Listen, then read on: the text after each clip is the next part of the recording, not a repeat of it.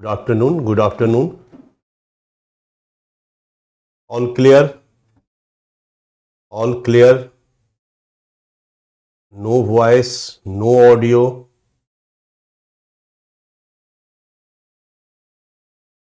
मेरी आवाज आ रही है? आप लिखें ओके। मेरी आवाज आ रही है? मेरी आवाज आ रही है?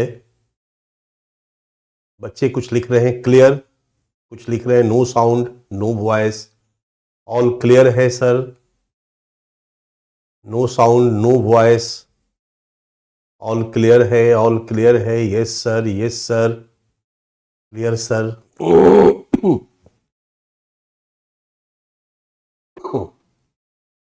हाँ, अब मुझे लग रहा है कि अभी तक सबने लिखा क्लियर क्लियर क्लियर क्लियर। शुरू में थोड़ा डिस्टरबेंस हुआ था। सो अगेन सभी को नमस्कार, गुड आफ्टरनून, वालेकुम अस्सलाम। जय हिंद, जय भारत, जय श्री राम, राधे राधे, जय भीम। क्लास को शुरू करते हैं बच्चा। और आज भारत सीमा सुरक्षा चुनौतियों में से एक सीमा है बांग्लादेश, भारत सीमावर्ती क्षेत्र और सुरक्षा चुनौतियां। तो मैं आज आप लोगों को भारत बांग्लादेश सीमा पर ले चलता हूं। कल हम लोग भारत म्यांमार सीमावर्ती क्षेत्र की तरफ घूमे फिरे, देखे, और वहां पर क्या क्या चैलेंजेस था वो भी हम लोगों ने देखा, और उसका क्या बॉर्डर मैनेजमेंट है हमारी सरकार की तरफ से वो भी हम लोगों ने देखा। बॉर्डर का फिजिकल मैनेजमेंट हमारी सरकार ने क्या क्या किया है, कूटनीतिक प्रबंधन के तहत क्या क्या किया गया है, ये सब कुछ हम लोगों ने देखा।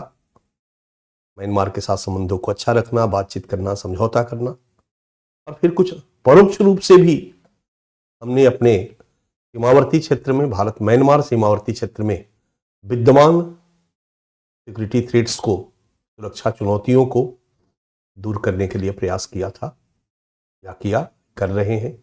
ये सब कुछ हम लोगों ने कल के क्लास में देख लिया है बच्चा। आज हम आते हैं भारत बांग्लादेश सीमावर्ती क्षेत्र में सुरक्षा चुनौतियां और उसका प्रबंधन, मैनेजमेंट। और इस प्रक्रिया में मैं आपको सबसे पहले लेकर के चलता हूं अपने स्लाइड में, मैप में, भारत बांग्लादेश में। बांग्लादेश हमारे भारत का एक पड़ोसी देश है। बांग्लादेश हमारे भारत के पूर्वी हिस्से में पाया जाता है, विद्यमान है, और भारत के साथ इसकी सबसे बड़ी सीमा लगती है। यह एक मुस्लिम बहुल देश है। पहले बांग्लादेश के बारे में हम लोग थोड़ा देख लें और तब फिर हम लोग सीमावर्ती क्षेत्र के बारे में देखेंगे, या सीमावर्ती क्षेत्र के बारे में भी देख सकते हैं। ये 4094.7 किलोमीटर सीमा लगती है हमारी भारत के साथ बांग्लादेश की, 4096.7 किलोमीटर। ये सीमा शुरू होती है पश्चिम बंगाल से। तो अगर हम कहें कि बांग्लादेश के साथ भारत के कौन कौन राज्यों की सीमा लगती है, तो आप पश्चिम बंगाल से शुरू कर सकते हो। पश्चिम बंगाल की सीमा बांग्लादेश से लगती है। फिर पश्चिम बंगाल से यदि आप ऊपर चढ़ते हो तो फिर असम की सीमा बांग्लादेश से लगती है, तो असम भी हम लिख सकते हैं। असम के ठीक नीचे मेघालय की सीमा भी बांग्लादेश से लगती है, भी हम लिख सकते हैं। तो पश्चिम बंगाल, असम, मेघालय। फिर आप नीचे आओगे तो त्रिपुरा की सीमा बांग्लादेश से लगती है, यह भी आप लिख सकते हो। और मैप में दिख रहा होगा मिजोरम की सीमा भी बांग्लादेश से लगती है, यह भी आप लिख सकते हो। अब ये मिजोरम कहां है तो आपके मैप में दिख रहा होगा बच्चा। बांग्लादेश की इधर वाली सीमा म्यांमार है, ये म्यांमार की सीमा है, ये म्यांमार है। लेकिन ये जो दिख रहा है ना, झिकझक झिकझक झिकझक झिकझक झिकझक, यहां तक झिकझक झिकझक झिकझक, ये आपका मिजोरम है। ये मणिपुर है, राइट, ऊपर में नागालैंड है। तो ये मिजोरम की सीमा भी आपकी लगती है, ठीक है। इसमें नीचे में, सॉरी, ये नीचे आ रही है, थोड़ा सा मैप हमारा गड़बड़ है बच्चा, ये जो मैंने नक्शा दिखाया वो गड़बड़ दिखा दिया, ठीक है। ये जो आ रहा है ना, ये ऐसे पतली वाली, ये असम है यहां तक। ये त्रिपुरा इधर वाला जो है वो असम है, मैप में अगर दिख रहा होगा ये त्रिपुरा है। येलो वाला जो है आपका बांग्लादेश है। तो इधर वाला जो पॉइंट है बांग्लादेश का, ये आपका पश्चिम बंगाल का एरिया है। ये आपका बांग्लादेश का मैप है जो आपको दिख रहा होगा। ये है बांग्लादेश, ये है बांग्लादेश, ये है बांग्लादेश, देखते जाओ। ये है बांग्लादेश, ये आपका यहां पर आपको ध्यान में होगा चिकन नेक की तरफ पड़ गए। ये है बांग्लादेश, ये है बांग्लादेश यहां तक। इसके बाद फिर यहां पर ये बांग्लादेश है, ये बांग्लादेश है, आपको दिख रहा होगा। दिस वन इज बांग्लादेश की सीमा है, राइट। ये बांग्लादेश की सीमा जा रही है, ये नीचे तक चली गई। देन ये ऐसे कुछ यहां द्वीपीय क्षेत्र भी है। फिर यहां आ जाइए, समुद्र का इलाका हो गया। अब हम अगर इसी में भारत की सीमा बनाने लगे तो ये है आपका पश्चिम बंगाल का एरिया, राइट। ये सब ये ग्रीन ग्रीन जो ब्लू ब्लू दिख रहा है, ये समुद्र है, बंगाल की खाड़ी है। ये आपका मेघालय है।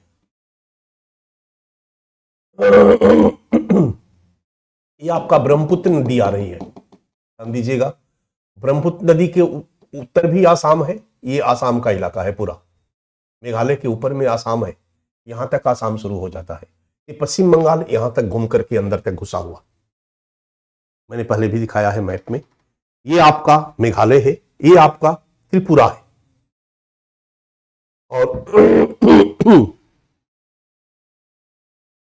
त्रिपुरा के बाद एक बगल में आपका मिजोरम है, बच्चा चिटगोंग हो गया। इसके बाद म्यांमार हो गया। तो निश्चित तौर पे ये मैं सही दिखाया था, ये मिजोरम का इलाका है, राइट। ये बीच में असम ऐसे घुस जाता है, असम का ये पूरा इलाका है जो यहां तक आ जाता है। यहां मिजोरम बंद हो जाता है, ये ठीक से यहां पर मैप में है। और ये मणिपुर का इलाका शुरू हो जाता है, ये नागालैंड का इलाका शुरू हो जाता है। ये सब जो है वो ये असम है। ये है आपका इस तरीके से एक पश्चिम बंगाल की सीमा है। ये आपका मेघालय की सीमा, असम की सीमा यहां लग रही है, असम की सीमा यहां भी लग रही है, मेघालय की सीमा लग रही है, 3 राज्य हो गया, त्रिपुरा की सीमा लग रही है, 4 राज्य हो गया, और मिजोरम की सीमा लग रही है, 5 राज्य हो गया। भारत के 5 राज्यों से बांग्लादेश की सीमा लगती है 4096.7 किलोमीटर, 4096.7 किलोमीटर। बांग्लादेश के दक्षिण में बंगाल की खाड़ी है, समुद्र का इलाका है पूरा का पूरा।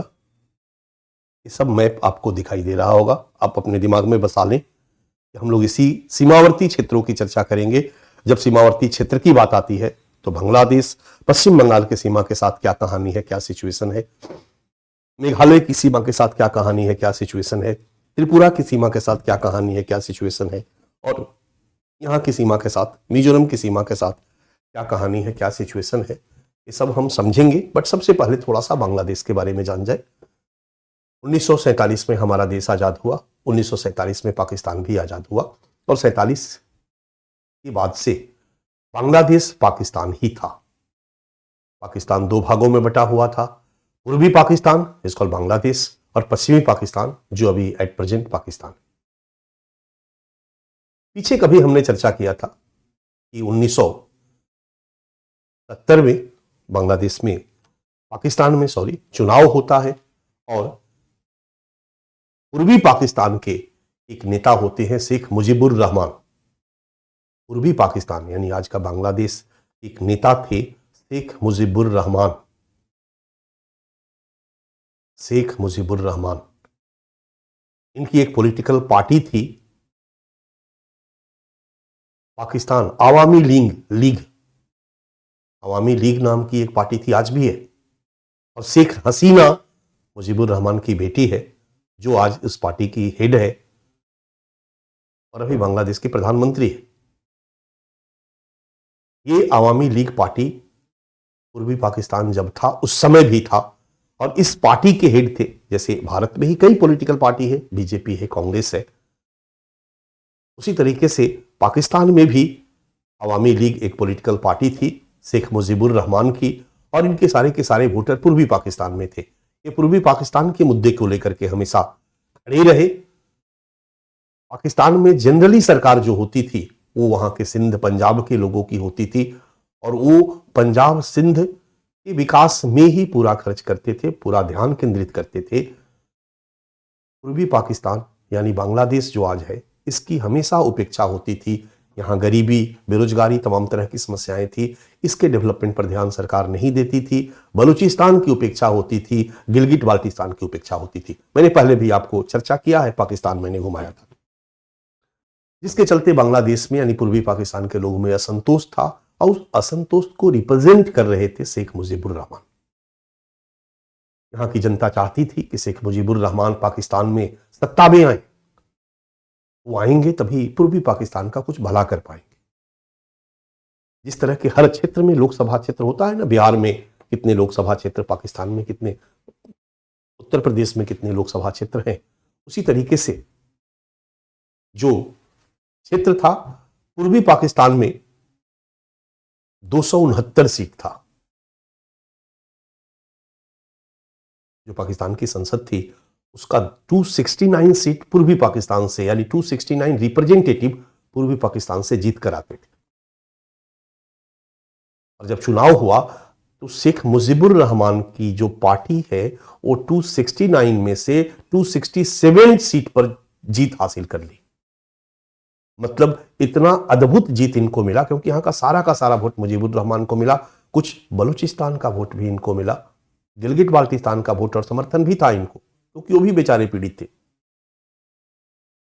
कहानी ये बनी बच्चा कि अब ये चुनाव जीत चुके थे और इनको प्रधानमंत्री बनना था, और वहां पर सैनिक शासन था, सैनिक शासन में ही चुनाव करवाया गया था, और सैनिक शासन इनको प्रधानमंत्री का पद नहीं देना चाहती थी।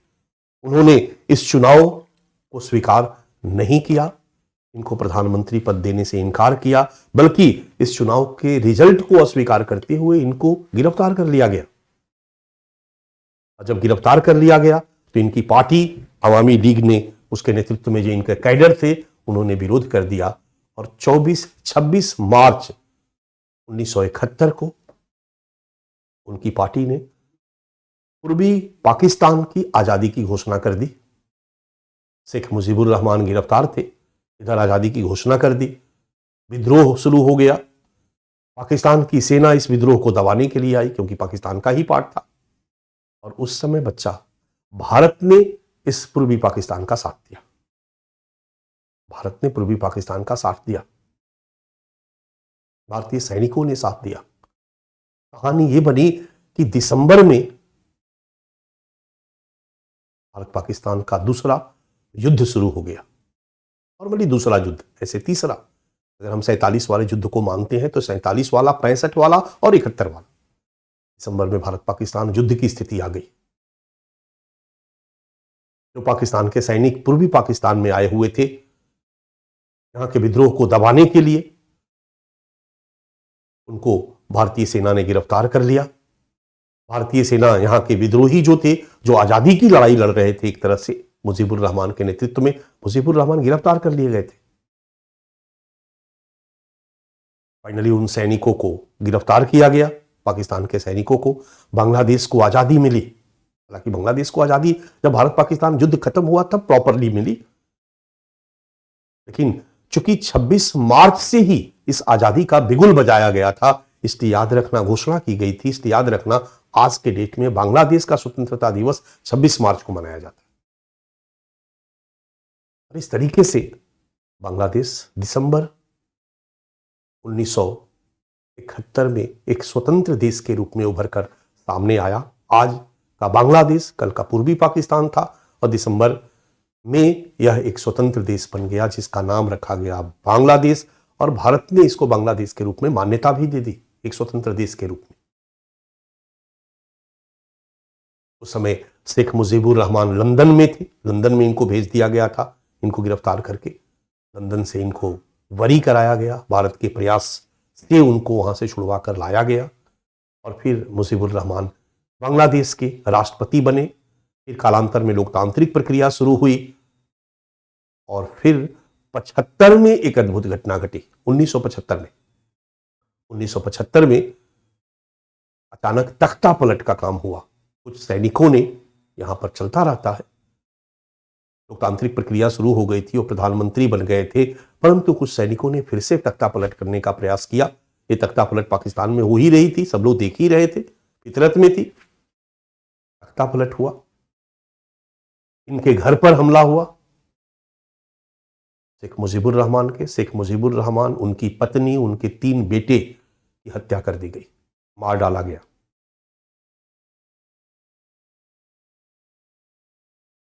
फिर से वहां पर सैनिक शासन आया, फिर धीरे धीरे कालांतर में वहां लोकतांत्रिक प्रक्रिया शुरू होती है। शेख मुजीबुर रहमान की 2 बेटियां इस हत्याकांड में बच गई, क्योंकि वो दोनों लंदन में रह रही थी। उसी में से एक बेटी का नाम है शेख हसीना, आपने नाम सुना होगा। शेख हसीना अभी जनवरी 2024 में बांग्लादेश में चुनाव जीती है, और 11 जनवरी को शेख हसीना ने शपथ ग्रहण किया, और शेख हसीना आज बांग्लादेश की 5वीं प्रधानमंत्री बनी है। 5वीं बार उन्होंने प्रधानमंत्री का पद ग्रहण किया है। अब जरा सोचो, शेख हसीना 1975 में शेख हसीना लंदन से इंडिया आती है, और 75 से 81 तक वो इंडिया में रहती है। भारत का समर्थन था, 81 तक वो इंडिया में रहती है, और फिर इंडिया में रहते हुए वो धीरे धीरे आवामी लीग पर अपने नियंत्रण को स्थापित करने का प्रयास करती है।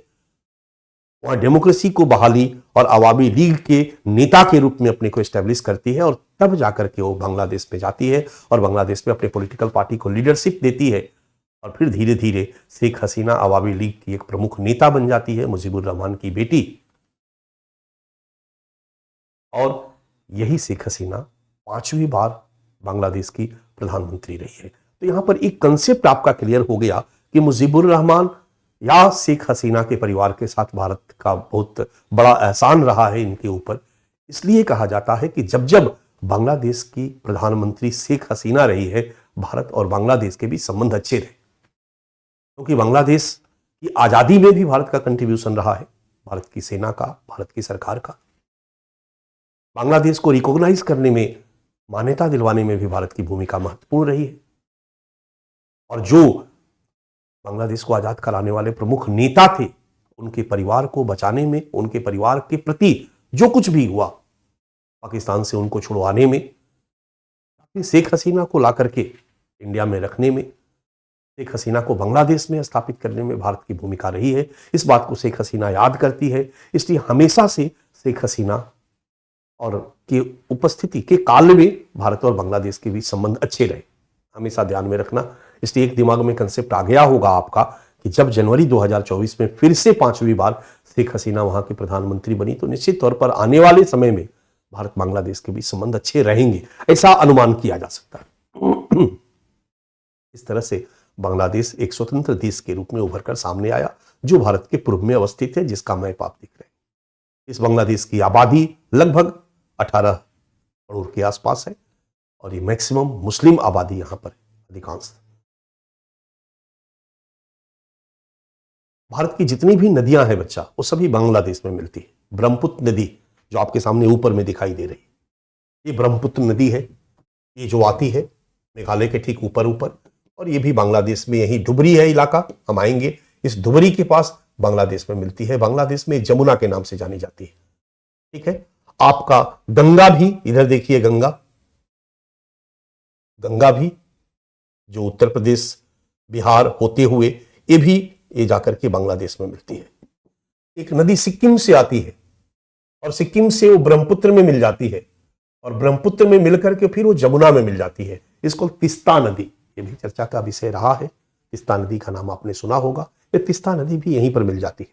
और सारी की सारी नदियां जो भारत से चलती है मैक्सिमम वो बांग्लादेश में घुसती है, बंगाल की खाड़ी में गिरती है।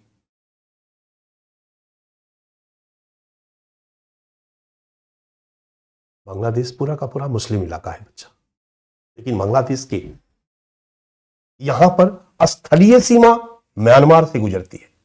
यानी कोई पाकिस्तान से चल करके अगर चाहे तो म्यांमार में घुस करके और आराम से बांग्लादेश में घुस सकता है। ये ध्यान रखिएगा, आराम से इधर से बांग्लादेश में घुस सकता है, क्योंकि यहां बंद हो जाता है। इधर से बांग्लादेश में घुस सकता है और फिर बांग्लादेश से पश्चिम बंगाल के रास्ते इंडिया में आ सकता है। सामान्यतः उग्रवादी जो है, जो मेघालय में सक्रिय है, आसाम में सक्रिय है, इन उग्रवादियों को यदि म्यांमार जाना होता है तो एक सीधे म्यांमार की तरफ रुख करते हैं, नहीं तो बांग्लादेश में आते हैं और बांग्लादेश के मार्ग से भी ये म्यांमार में चले जाते हैं और ये म्यांमार चल करके और फिर उत्तर में यहां पर जगह पर जो भी अपना उनका बेस कैंप है वहां बना करके रहते हैं। मिजोरम जो सटा हुआ इलाका है, अब इधर साइड से चलते हैं, जो बांग्लादेश से है जुड़ा हुआ, पूरा पहाड़ का इलाका है, जंगलों का इलाका है। और यहां पर जो राज्य है, बांग्लादेश के कई प्रांत है, इसमें एक चिटगोंग प्रांत है, चिटगोंग पोर्ट है, एक प्रमुख जगह है, इस सबको ध्यान में रखना। चिटगोंग पोर्ट, कॉक्स बाजार, ये भी एक पोर्ट है, कॉक्स बाजार, ये सब यहाँ के प्रमुख पोर्ट हैं बच्चा। चिटगोंग सबसे बड़ा बंदरगाह है यहाँ का। चिटगोंग प्रांत भी है जिसकी सीमा म्यांमार से लगती है, जिसकी सीमा आपके त्रिपुरा से भी लगती है, जिसकी सीमा आपके मिजोरम से भी लगती है।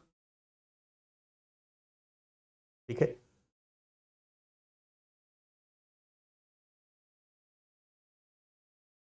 बांग्लादेश से ढेर सारे लोग पाकिस्तान में घुस गए हैं घुसपैठिए के रूप में। बांग्लादेश से मेघालय में नहीं घुस पाते हैं लोग, क्योंकि मेघालय पहाड़ जो है बच्चा वो अपने दक्षिण की तरफ, ध्यान देना, अगर आप लोग कल का क्लास इधर लगातार मैं 4 क्लास अगर पढ़ाया हूं ना, अगर पढ़ के आए होगा तो सारा कंसेप्ट क्लियर होगा। मेघालय का जो पहाड़ है वो दक्षिण की तरफ खड़ा है, इसलिए अगर बांग्लादेश का कोई व्यक्ति मेघालय जाना चाहता है तो इस रास्ते से जाने में उसकी नानी याद आ जाएगी, बड़ा मुश्किल है, नहीं जा पाता। बांग्लादेश का अगर आदमी को अगर जाना है मेघालय में तो ये ब्रह्मपुत्र नदी के साइड से निकलेगा, यहां तो मेघालय में घुस जाएगा, नहीं तो धुबरी के रास्ते सबसे आसान है कि नदी को पार करेगा और धुबरी, यहां पर धुबरी जिला है असम में, धुबरी, कोकराझार, ये सब यहां पर जिले हैं, इसमें घुस जाएगा। तो बांग्लादेशियों का घुसपैठ यहां ज्यादा है, यहां बांग्लादेशी आबादी सबसे ज्यादा है, मेघालय में कम है, क्योंकि यहां घुसने की गुंजाइश कम है। ट्राइबल इलाका सबसे ज्यादा है, नागा जनजाति रहती है, यहां कुकी जनजाति रहती है, मेघालय 3 भागों में बटा हुआ है, और यहां पर जयंतिया जनजाति रहती है, पहले भी मैं बता चुका हूं। यहां करीमगंज का इलाका है, अब यहां आ जाओ, ये भी असम का इलाका है। यहां पर सिलहट से इधर घुसपैठ बहुत ज्यादा है, यहां पर ढेर सारे बांग्लादेशी मुसलमान रहते हैं, ये पूरा का पूरा। फिर बांग्लादेशी त्रिपुरा में खूब घुसे, यहीं से त्रिपुरा में आए हैं, तो त्रिपुरा में भी इनका घुसपैठ है। यहां से निकल करके मणिपुर में भी घुस गए, मिजोरम में चूंकि नहीं घुस पाए क्योंकि यहां पर इनर लाइन परमिट, मैं इसके बारे में चर्चा कर चुका हूं, के कारण यहां पर इनका घुसपैठ नहीं हो पाया, अदरवाइज फैले हुए। अब आए तो सबसे ज्यादा घुसपैठ हुआ बच्चा जब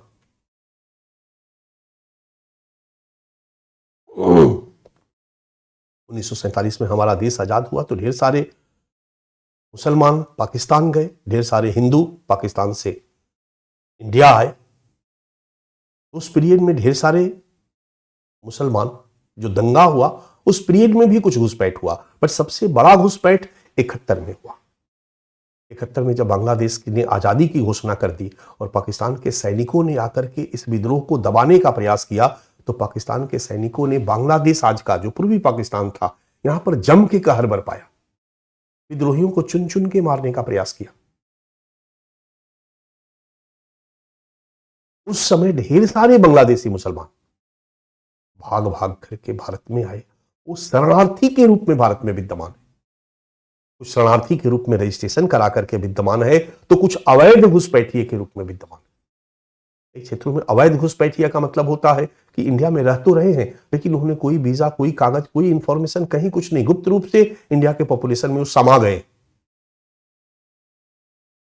और फिर इसके अलावा क्योंकि गरीब देश रहा है बांग्लादेश, तो रोजगार की तलाश वगैरह में ढेर सारे मुसलमान लगातार भारत में प्रवेश करते रहे। ये है आपका बांग्लादेश। क्योंकि भारत बांग्लादेश की सीमा एक छिद्रिल सीमा है, 4096 किलोमीटर सबसे बड़ी सीमा है, इसलिए यहां पर तस्करी वगैरह भी भरपेट होता है, हथियारों की तस्करी होती है। और ये हथियार बांग्लादेश से नहीं, ये हथियार इधर म्यांमार के रास्ते आते हैं और इस रास्ते इंडिया में घुस जाते हैं। ड्रग्स म्यांमार के रास्ते आते हैं और इस रास्ते इंडिया में घुस जाते हैं। ध्यान दो, बांग्लादेश से लड़कियों की ह्यूमन ट्रैफिकिंग वो जबरदस्त होती है। नकली नोटों की तस्करी जबरदस्त होती है। पाकिस्तान से जो नकली नोट बनते थे वो म्यांमार के रास्ते बांग्लादेश से अंदर घुस जाते थे, इंडिया में घुसा दिए जाते थे। ये सिक्योरिटी थ्रेट्स है, क्योंकि हथियारों की तस्करी, ड्रग्स की तस्करी, नकली नोटों की तस्करी, ये प्रॉब्लम है। लड़कियों की तस्करी, ह्यूमन ट्रैफिकिंग बड़ी प्रॉब्लम है। कुछ छोटी छोटी तस्करियां भी होती है। आजकल जो काफी चर्चा का विषय है, गाय की तस्करी, गाय बैल की तस्करी, गोवंश की तस्करी। क्योंकि हमारे यहाँ गो हत्या नहीं होती है, इसलिए बूढ़े गाय सस्ते दाम पे लोगों को मिल जाते हैं, छोड़ दिया जाता है। तो कई लोग बूढ़े गाय बैल आदि को लेकर के बांग्लादेश में बेच देते हैं। चूंकि वो मुस्लिम कंट्री है और वहां पर बीफ खाया जाता है, इसलिए वहां पर उनकी डिमांड है। लोग सस्ते में यहां से गाय बैल खरीद ले जाते हैं और किसी भी तरीके से सीमा पार करा देते हैं और सीमा पार करा करके और बांग्लादेश में पहुंचा देते हैं, वहां पर अधिक दाम में बेच लेते हैं। छोटी छोटी कमाई। बहुत सारी चीजें बांग्लादेश में महंगी है। नमक बांग्लादेश में महंगी है, चीनी बांग्लादेश में महंगी है। तो छोटे छोटे जो तस्कर है, ये छोटी छोटी स्मगलिंग हुई। साइकिल, अगर इंडिया में 5000 की साइकिल है तो वहां पर 8000 में बिकेगी। लोग इंडिया में आते हैं और साइकिल पर बैठ के चले जाते हैं। एक साइकिल पे 500 रुपया वो बीएसएफ को देते हैं। बीएसएफ भी इस पर बहुत गंभीर नहीं होती है कि छोटा मोटा चीज अगर स्मगलिंग हो जाता है तो क्या दिक्कत है। कहा जाता है कि बीएसएफ का जो सबसे भ्रष्ट यूनिट है, भ्रष्टाचार सबसे ज्यादा अगर किसी सीमा पर है तो बांग्लादेश सीमा पर है। पाकिस्तान सीमा पर तो बीएसएफ को एकदम अलर्ट रहना पड़ता है, कहां से गोली चली आएगी, कहां से कोई बड़ा खतरा आ जाएगा, कोई भरोसा नहीं। लेकिन बांग्लादेश सीमा पर बड़ा निश्चिंत रहते हैं और ये छोटी छोटी जो आवाजाही है इससे वो फायदा उठाते रहते हैं। और छोटी छोटी आवाजाही के लिए कई लूपहोल्स रहे। भारत बांग्लादेश सीमा पर बहुत ज्यादा बाड़बंदी कभी नहीं रही, अब हो रही है। अब क्या हो रही है वो हम देखेंगे, लेकिन शुरू से बहुत ज्यादा बाड़बंदी नहीं रही। भारत बांग्लादेश के बीच संबंध अच्छे रहे। शेख हसीना लगातार वहां पर प्रधानमंत्री बनी रही। 2006 में जो पीरियड था, 2006 और उसके पहले, यहां पर शेख हसीना की जगह खालिदा जिया सत्ता में आई। खालिदा जिया सत्ता में आई। खालिदा जिया थोड़ा फंडामेंटलिस्ट अप्रोच वाली हैं। बांग्लादेश नेशनलिस्ट पार्टी, शायद मेरे ख्याल से नाम है उनकी पार्टी का, पॉलिटिकल पार्टी का। और याद करो अभी जो चुनाव हुआ है बांग्लादेश में, उस पार्टी ने इस चुनाव का बहिष्कार किया है, इसलिए वो पार्टी इस रिजल्ट को नहीं स्वीकार करती है। ये बात अलग है कि इन्होंने प्रधानमंत्री का पद शपथ ग्रहण कर लिया। वो जब सत्ता में आई थी तो थोड़ा यहां पर फंडामेंटलिज्म का उभार हुआ था और बहुत तेजी से बांग्लादेश में एक धार्मिक रूढ़िवाद का उभार हो रहा है। यानी बांग्लादेश की आबादी में से कुछ मुस्लिम आबादी एकदम कट्टरपंथी के रूप में उभर कर सामने आए हैं और एक कट्टरपंथीता को फैलाने में लगे हुए। इसलिए पाकिस्तान के आतंकी संगठनों को भी लग रहा है कि बांग्लादेश में एक जगह बनाई जा सकती है। पाकिस्तान की सरकार को भी लग रहा है कि भारत को अगर परेशान करना है तो बांग्लादेश में अगर धार्मिक रूढ़िवादिता प्रभावी हो जाए। और ये फंडामेंटलिस्ट जो है वो शेख हसीना की सरकार के विरोधी हैं, भारत के विरोधी हैं, ये पाकिस्तान के समर्थक है। तो बांग्लादेश में दो गुट है। एक गुट है जो भारत का समर्थक है, शेख हसीना का समर्थक है, शेख हसीना को वोट देता है, और एक गुट जो है वो कट्टरपंथियों का गुट है। वो उस पॉलिटिकल पार्टी और संगठन का समर्थन करता है जो धार्मिक रूढ़िवादी है, जो शरीयत को लागू करने पर बल दे रहे हैं, बात कर रहे हैं।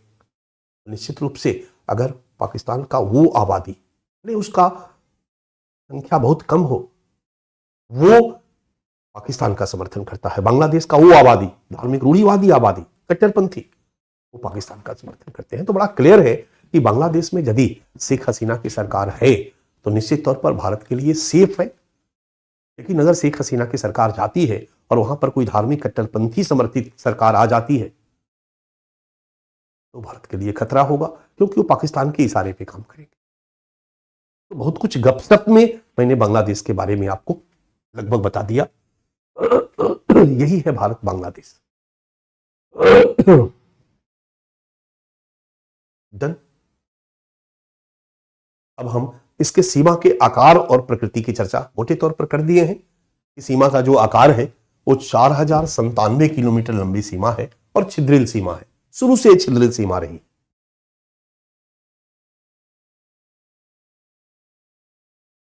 चारों तरफ से इसमें घुसने की गुंजाइश है। अगर हम दक्षिणी मेघालय को छोड़ देते पश्चिम बंगाल से आराम से इसमें घुसा जा सकता है, क्योंकि बहुत बड़ा पहाड़ी अवरोधक नहीं है।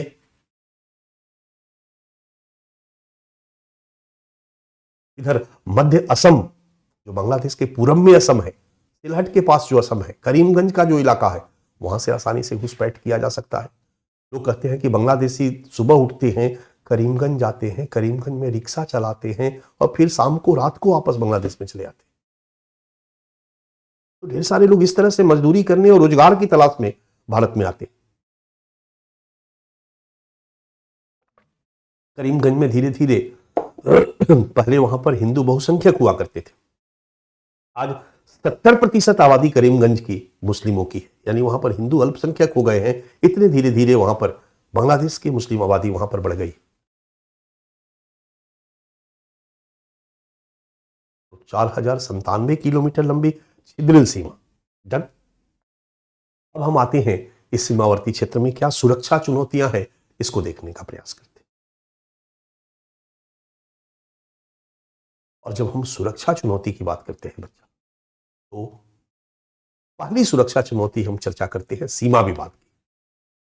पहली सुरक्षा चुनौती की चर्चा करते हैं सीमा विवाद की।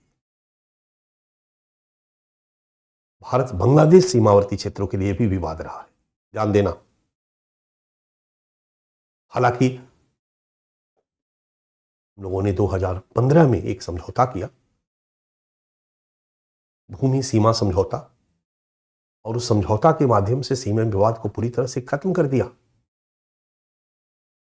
बट इस सीमा विवाद लंबे समय से बांग्लादेश के बीच रहा है। इसकी चर्चा थोड़ी सी करना जरूरी है, क्योंकि जब ये सीमा विवाद खत्म हो गया तो आपके मन में आ रहा होगा कि क्यों सर चर्चा कर रहे हैं। क्योंकि सीमा विवाद बाकी समस्याओं का एक बहुत बड़ा कारण रहा है। सीमा का जो कहानी है ये बाकी समस्याओं का एक बहुत बड़ा कारण रहा है। इस सीमा विवाद में 3-4 विवाद है। एक इनक्लेव का विवाद है, एक 3 बीघा गलियारा का विवाद है, एक न्यू मूर द्वीप का विवाद है, और एक तिस्ता नदी का भी एक विवाद है। ये 3-4 विवाद है। तिस्ता नदी का विवाद आज तक अभी नहीं सुलझ पाया है, और ये हमारे लिए फिर से मधेसी वाली कहानी जैसी होती जा रही है। मैं आगे चर्चा करूंगा, क्योंकि उसी तिस्ता के मुद्दे को लेकर के कहीं ना कहीं भारत बांग्लादेश के बीच एक अंदर से है जो एक लाइन खींच रहा है दोनों के बीच, और इसका फायदा उठाने का प्रयास चाइना कर रहा है। बट उस पर हम बाद में आएंगे। सबसे पहले हम इनक्लेव इशू को देखते हैं। अच्छा, थोड़ा सा इसको समझ लेना कहानी की क्या है। कहा जाता है कि भारत में जब भारत और बांग्लादेश के बीच या भारत और पाकिस्तान के बीच बंटवारा हो, या पूर्वी पाकिस्तान बना, भारत बना, तो तुम्हें आश्चर्य होगा कि बहुत सारे गांव जो भारत में थे, भारत की सीमा में थे, वो बांग्लादेश के गांव थे। सीमा में भारत के हैं, लेकिन वहां कानून बांग्लादेश का चलता, वहां के विकास की जिम्मेदारी बांग्लादेश की। और उसी तरह से बहुत सारे गांव जो बांग्लादेश की सीमा में,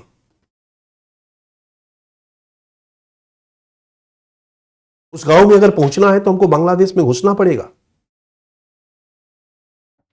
बट वो गांव भारत के हैं, बांग्लादेश के नहीं है। और इस तरीके से 111 गांव भारत का बांग्लादेश में, और 51 गांव बांग्लादेश का भारत में पहले से चला आ रहा था। और इस गांव को ही इनक्लेव्स कहा जाता था। इसके बारे में कहानी है कि जब दोनों कुछ रजवाड़े बैठ करके सोचो शतरंज खेल रहे हैं, कोई जुआ खेल रहे हैं, तो चलो भाई बाजी दांव पर क्या लगाया, रामपुर। तो रामपुर हम हार गए तो रामपुर गांव अब उस राज्य का हो गया।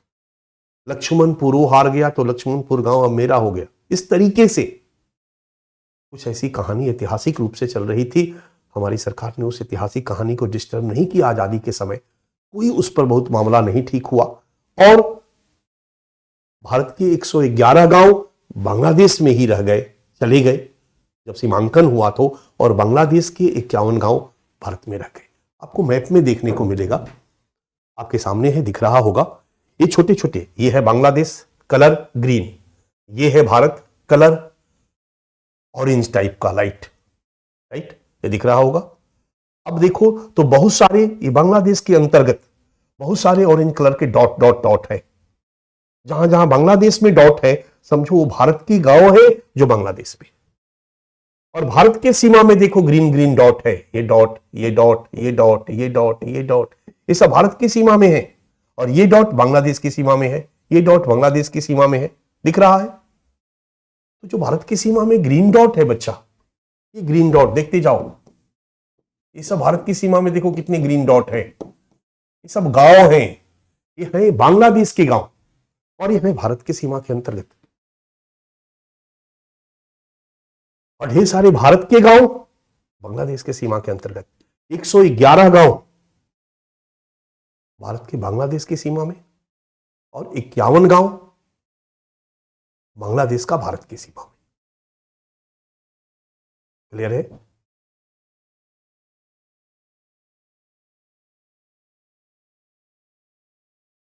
अब चूंकि भारत और बांग्लादेश के बीच अच्छे संबंध थे बच्चा, इसलिए लोग आसानी से बांग्लादेश वाले अपने गांव में चले जाते थे। बांग्लादेश के गांव के लोगों की शादी, बांग्लादेश के लोगों की शादी इधर हो रही है, इधर हो रही है, इधर हो रही है, ससुराल जा रहे, आ रहे, जा रहे, आ रहे, जा रहे। एक तरह से सीमा खुली टाइप की थी और आसानी से आना जाना था। सीमा पर अवस्थित पुलिस बीएसएफ भी बहुत ज्यादा इस पर ध्यान नहीं देती थी। से हो रहा था स्मगलिंग, बीएसएफ ने सोचा कुछ कमा भी लेते हैं, इसमें क्या दिक्कत है। अगर कोई नमक लेकर के चला गया, साइकिल एक इंडिया से खरीद के लेके चला गया, बाजार करके चला गया, हाँ, कोई अगर खतरनाक चीज है तो उसको रोका जाना चाहिए। इस तरीके से चल रहा था। और इस छिद्रिल सीमा का, क्योंकि भारत भी दोनों को छूट दिए हुए था, इसलिए इस छिद्रिल सीमा का लाभ अवैध घुसपैठियों ने उठाया, तस्करों ने उठाया। और सीमावर्ती क्षेत्र में सुरक्षा चुनौतियों को उत्पन्न करने में ये विवाद, इनक्लेव का जो विवाद था, ये बहुत अहम रहा। इसके कारण जो आने जाने की छूट मिली, ये बहुत अहम कारण रही। तो अगर हम भारत में बांग्लादेशी घुसपैठ की समस्या की बात करें और घुसपैठ के कारण की बात करें, भारत में बांग्लादेशियों का घुसपैठ कैसे संभव हुआ, तो कहीं ना कहीं ये जो कहानी है ये घुसपैठ का कारण है। क्लियर है बच्चा? भारत का बांग्लादेश में 111 तथा बांग्लादेश का भारत में 51 इनक्लेव्स की विद्यमानता 2015 में समझौता द्वारा इसका समाधान कर लिया गया। बट इस इनक्लेव्स के कारण अवैध घुसपैठ संभव हुआ और यह अवैध घुसपैठ भारत बांग्लादेश सीमावर्ती क्षेत्र की सबसे बड़ी सुरक्षा चुनौती है। इलीगल माइग्रेशन, इलीगल इमिग्रेंट, आप्रवासी, जो गैर कानूनी तरीके से बांग्लादेश के लोग भारत में आए, प्रवेश किए।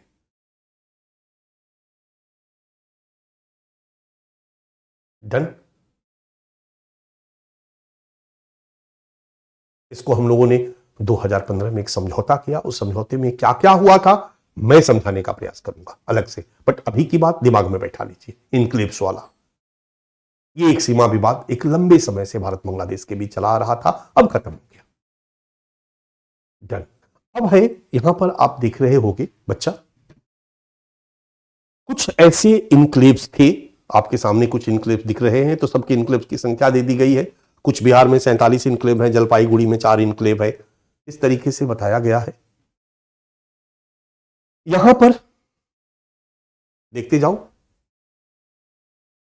एक दाहाग्राम इनक्लेव्स है, इनक्लेव्स का ही हिंदी है अंतर्वेश, और एक अंगरपोटा इनक्लेव्स है। ये देखो दिख रहा है, ये भारत के अंदर बहुत दूर घुस के थे, भारत की सीमा में बहुत दूर घुस करके ये इनक्लेव्स थे बच्चा।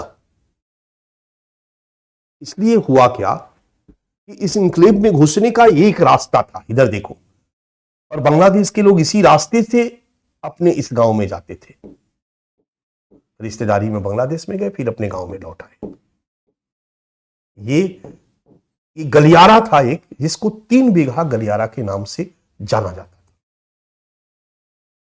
इस गलियारा को भारत सरकार ने बांग्लादेश को 1992 में लीज पर दे दिया था कि भाई बांग्लादेश, ये गलियारा आप लीज पर ले लो, आपके यहां के लोग इसी गलियारा से होकर के अपने इस दोनों इनक्लेव्स में, दोनों गांवों में आएंगे, जाएंगे, ये रास्ता का काम करेगा। इसको 3 बीघा गलियारा।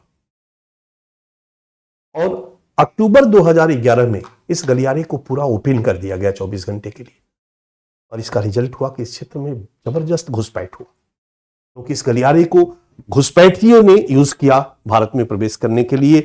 बोले कि जा रहा हूं दाहाग्राम, जा रहा हूं अंगरपोटा, और चले आए इंडिया के अंदर। यहीं आकर के दिल्ली चले आए, ट्रेन पकड़ के कलकत्ता चले गए, वहां उन्होंने अपना रोजी रोजगार शुरू कर दिया, क्योंकि अपॉर्चुनिटी, अवसर बांग्लादेश से भारत में रोजगार के अधिक थे। यहीं पर आकर के लोगों ने यहां के मुस्लिमों के साथ शादी ब्याह कर ली, यहां मिक्सअप हो गए। 3 बीघा गलियारा की विद्यमानता, 3 बीघा गलियारा लिखा हुआ है, भारतीय सीमा में स्थित वह क्षेत्र है जो भारतीय सीमा में बांग्लादेश के 2 इनक्लेव्स दाहाग्राम और अंगरपोटा को बांग्लादेश से जोड़ता है। बांग्लादेशियों के भारत में स्थित उस इनक्लेव्स में आवागमन को सुगम बनाने के लिए इस क्षेत्र को 1992 में बांग्लादेश को लीज पर दे दिया गया, और 20 अक्टूबर 2011 को इसे 24 घंटे के लिए खोल दिया गया। फलतः अवैध घुसपैठ की समस्या में वृद्धि हुई। अगर भारत बांग्लादेश सीमा पर अवैध घुसपैठ, इस पर यूपीएससी प्रश्न भी पूछा जा चुका है, अवैध घुसपैठ की समस्या है, तो इसके लिए कहीं ना कहीं 3 बीघा गलियारा विवाद, जो एक लंबे समय तक विवाद के रूप में बना हुआ था, डन। एक विवाद है जिसकी चर्चा मैं संक्षेप में यहां पर कर दिया हूं, न्यू मूर द्वीप विवाद। न्यू मूर द्वीप विवाद, ठीक है। भारत बांग्लादेश का मैप आपके दिमाग में है, ये मैप आपके सामने है, ये इधर बांग्लादेश है, इधर इंडिया है, राइट। और यहीं पर एक द्वीप है, छोटा सा ये द्वीप है। इस द्वीप पर ये 12 वर्ग किलोमीटर का मात्र द्वीप है, बहुत बड़ा द्वीप नहीं है। 4 किलोमीटर लंबा, 3 किलोमीटर चौड़ा, 12 वर्ग किलोमीटर का यह द्वीप है। और यह द्वीप बंगाल की खाड़ी में है, ठीक बॉर्डर के पास। अब ये इंडिया का है कि बांग्लादेश का है, इस पर विवाद है। और इस द्वीप पर दोनों देश दावा करते थे लंबे समय तक, दोनों देश दावा करते थे। जुलाई 2014 में फाइनली अंतर्राष्ट्रीय न्यायालय ने हमारे इस विवाद को समझा दिया। विवाद का कहानी वही होता है, मैंने पहले ही बताया था, समुद्री सीमा में है तो आधा आधा दोनों के हिस्से में आ जाता है। तो जो लोकेशन था, उस लोकेशन को ध्यान में रख करके 12 किलोमीटर वर्ग का जो द्वीप था वो भारत को मिल गया। लेकिन हमारे लिए 12 किलोमीटर इंपॉर्टेंट नहीं था, क्योंकि मैंने आपको पहले ही बताया कि किसी भी द्वीपीय क्षेत्र या समुद्र के तटीय क्षेत्र से 200 नॉटिकल माइल, 200 समुद्री मील तक का इलाका उस तटीय क्षेत्र का इलाका माना जाता है। और 200 समुद्री मील तक के नीचे में जितने भी खनिज संपदा है, उस पर अधिकार उस तटीय क्षेत्र का होगा। तो बड़ा क्लियर है कि अगर वो द्वीप हमारे पास आता है तो द्वीप के चारों तरफ का 200 नॉटिकल माइल का इलाका हमारा होगा, उसका तटीय क्षेत्र हमारा होगा। यही मामला फंस रहा था, लेकिन अंतर्राष्ट्रीय न्यायालय ने इसका अच्छा समाधान निकाला। उसने कहा कि 12 किलोमीटर का जो द्वीप है, वर्ग किलोमीटर, वो भारत के पास होगा, और इस द्वीप का जो समुद्री क्षेत्र है 5000 किलोमीटर का, वो भारत को मिलेगा, और समुद्री क्षेत्र 20,000 किलोमीटर का जो बांग्लादेश साइड में है, वो बांग्लादेश को मिलेगा। यानी अगर हम कहें तो ये द्वीप हो गया, ये भारत के पास चला गया, ये इसका समुद्री इलाका है, तो इस समुद्री इलाके का ज्यादा मेजर पार्ट बांग्लादेश साइड में बांग्लादेश को मिल गया, और इधर वाला पार्ट इंडिया को मिल गया। विवाद खत्म। ये भी एक न्यूमूर द्वीप विवाद था। न्यूमूर द्वीप विवाद बंगाल की खाड़ी में स्थित 12 वर्ग किलोमीटर का द्वीप, जिस पर भारत और बांग्लादेश दोनों का दावा। जुलाई 2014 में हेग स्थित यूएन के अंतर्राष्ट्रीय न्यायालय द्वारा इस विवाद का अंत, जिसमें 12 वर्ग किलोमीटर का द्वीप और इससे लगा 5000 वर्ग किलोमीटर का समुद्री क्षेत्र भारत को मिला, और 20,000 वर्ग किलोमीटर का समुद्री क्षेत्र बांग्लादेश को। यद्यपि विवाद समाप्त हो गया, परंतु बृहद समुद्री क्षेत्र बांग्लादेश के हिस्से में जाने से भारत की सुरक्षा खतरे में पड़ गई है, क्योंकि इसी में वो चाइना के बीच में पनडुब्बी को रुकने के लिए जगह दे दिया था। ये हमारे लिए 20,000 किलोमीटर समुद्री क्षेत्र जो पाकिस्तान के कब्जे में गया, ये हमारे लिए इंपॉर्टेंट, बांग्लादेश के कब्जे में गया, ये हमारे लिए महत्वपूर्ण नहीं था। हमारे लिए महत्वपूर्ण था कि वो हमारे लिए सुरक्षा चिंता का विषय बना। विवाद तो खत्म हो गया, और अंतर्राष्ट्रीय न्यायालय के इस निर्णय को हमने भी स्वीकार कर लिया, और अंतर्राष्ट्रीय न्यायालय के इस निर्णय को बांग्लादेश ने भी स्वीकार कर लिया, तो डिस्प्यूट नहीं। ये है न्यूमूर द्वीप विवाद। सीमा विवाद का एक और पहलू है तिस्ता नदी जल विवाद। बाकी सारे विवाद खत्म हो गए बच्चा। कुछ मिजोरम की सीमा पर जमीन को लेकर के बांग्लादेश के साथ विवाद था, कुछ त्रिपुरा की सीमा पर जमीन को लेकर के बांग्लादेश के साथ विवाद था, लेकिन 2015 में जब भारत का बांग्लादेश के साथ समझौता हुआ तो विवाद खत्म कर दिया। लेकिन तिस्ता नदी जल विवाद आज भी बना हुआ। तिस्ता नदी, जो मैंने कहा कि सिक्किम से निकलती है, ये नदी ब्रह्मपुत्र नदी में मिल जाती है, और ब्रह्मपुत्र नदी से होते हुए ये चली जाती है बांग्लादेश में। इस नदी के पानी के बंटवारे को लेकर के दोनों देश में विवाद है, क्योंकि इस नदी के पानी का उपयोग बांग्लादेश भी करना चाहता है, भारत भी करना चाहता है, तो पानी के बंटवारे को लेकर के विवाद आज भी कायम है। हालांकि इस विवाद का समाधान 2012 में बच्चा निकाल दिया गया था। 2012 में भारत के प्रधानमंत्री श्री मनमोहन सिंह जी इस बांग्लादेश के साथ इस नदी विवाद के समाधान पर समझौता पर हस्ताक्षर करने वाले थे। ममता बनर्जी बीच में आ गई। उस समय कांग्रेस के विरोध में वो खड़ी थी, और उन्होंने इसका विरोध किया। इससे पश्चिम बंगाल के लोगों को नुकसान होगा, पश्चिम बंगाल के लोगों की सिंचाई से लेकर बहुत सारी चीजों का नुकसान होगा। हम बांग्लादेश को क्यों दे अपना नदी का पानी आधी आधी। और कहीं ना कहीं बांग्लादेश को भी लगता है, क्योंकि वहां के क्षेत्र के हितों की बात करना शेख हसीना का भी काम है। शेख हसीना केवल भारत भारत करती रहेगी तो वहां की जनता उनको नकार देगी, जनता नकार देगी तो वहां की जनता फिर विपक्षी दलों के पास में चली जाएगी। तो शेख हसीना को जनता का समर्थन भी चाहिए, इसलिए बांग्लादेश के हित के बारे में बोलना शेख हसीना का पहला काम है, अंदर से भले वो भारत के फेवर में रहे। तिस्ता नदी जल विवाद, इस तरह से भारत और बांग्लादेश के बीच अगर हम सीमा सुरक्षा चुनौती की बात करें, एक चुनौती रहा है सीमा विवाद। इस चुनौतियों में से 3 विवाद वाली चुनौती को खत्म कर दिया गया है बच्चा।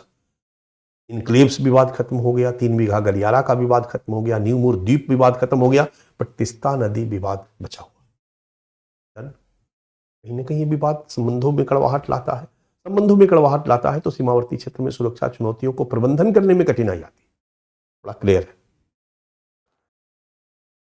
भारत बांग्लादेश सीमावर्ती क्षेत्र में सुरक्षा चुनौतियों में आपका दूसरा सुरक्षा चुनौती है बच्चा, के सामने स्क्रीन पर आ गया, तस्करी की समस्या।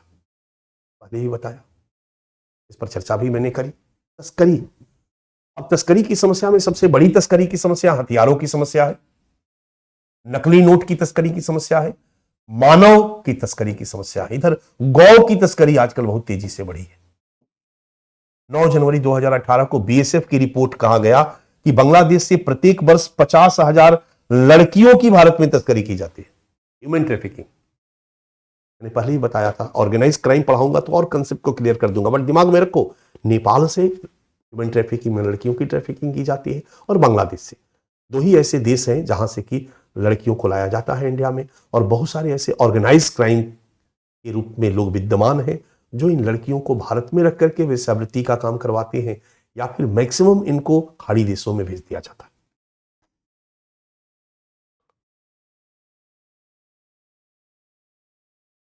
तस्करी की समस्या, ये भी एक सीमा पर हमारी चैलेंजेस है। लगातार आप अखबारों में पढ़ोगे, न्यूज में देखोगे, तो यहां पकड़ी गई, बीएसएफ ने इनको पकड़ा, उनको पकड़ा। नकली नोटों की तस्करी भी, पाकिस्तान से बने हुए नकली नोट इसी रास्ते से इंडिया में घुसाए जाते थे।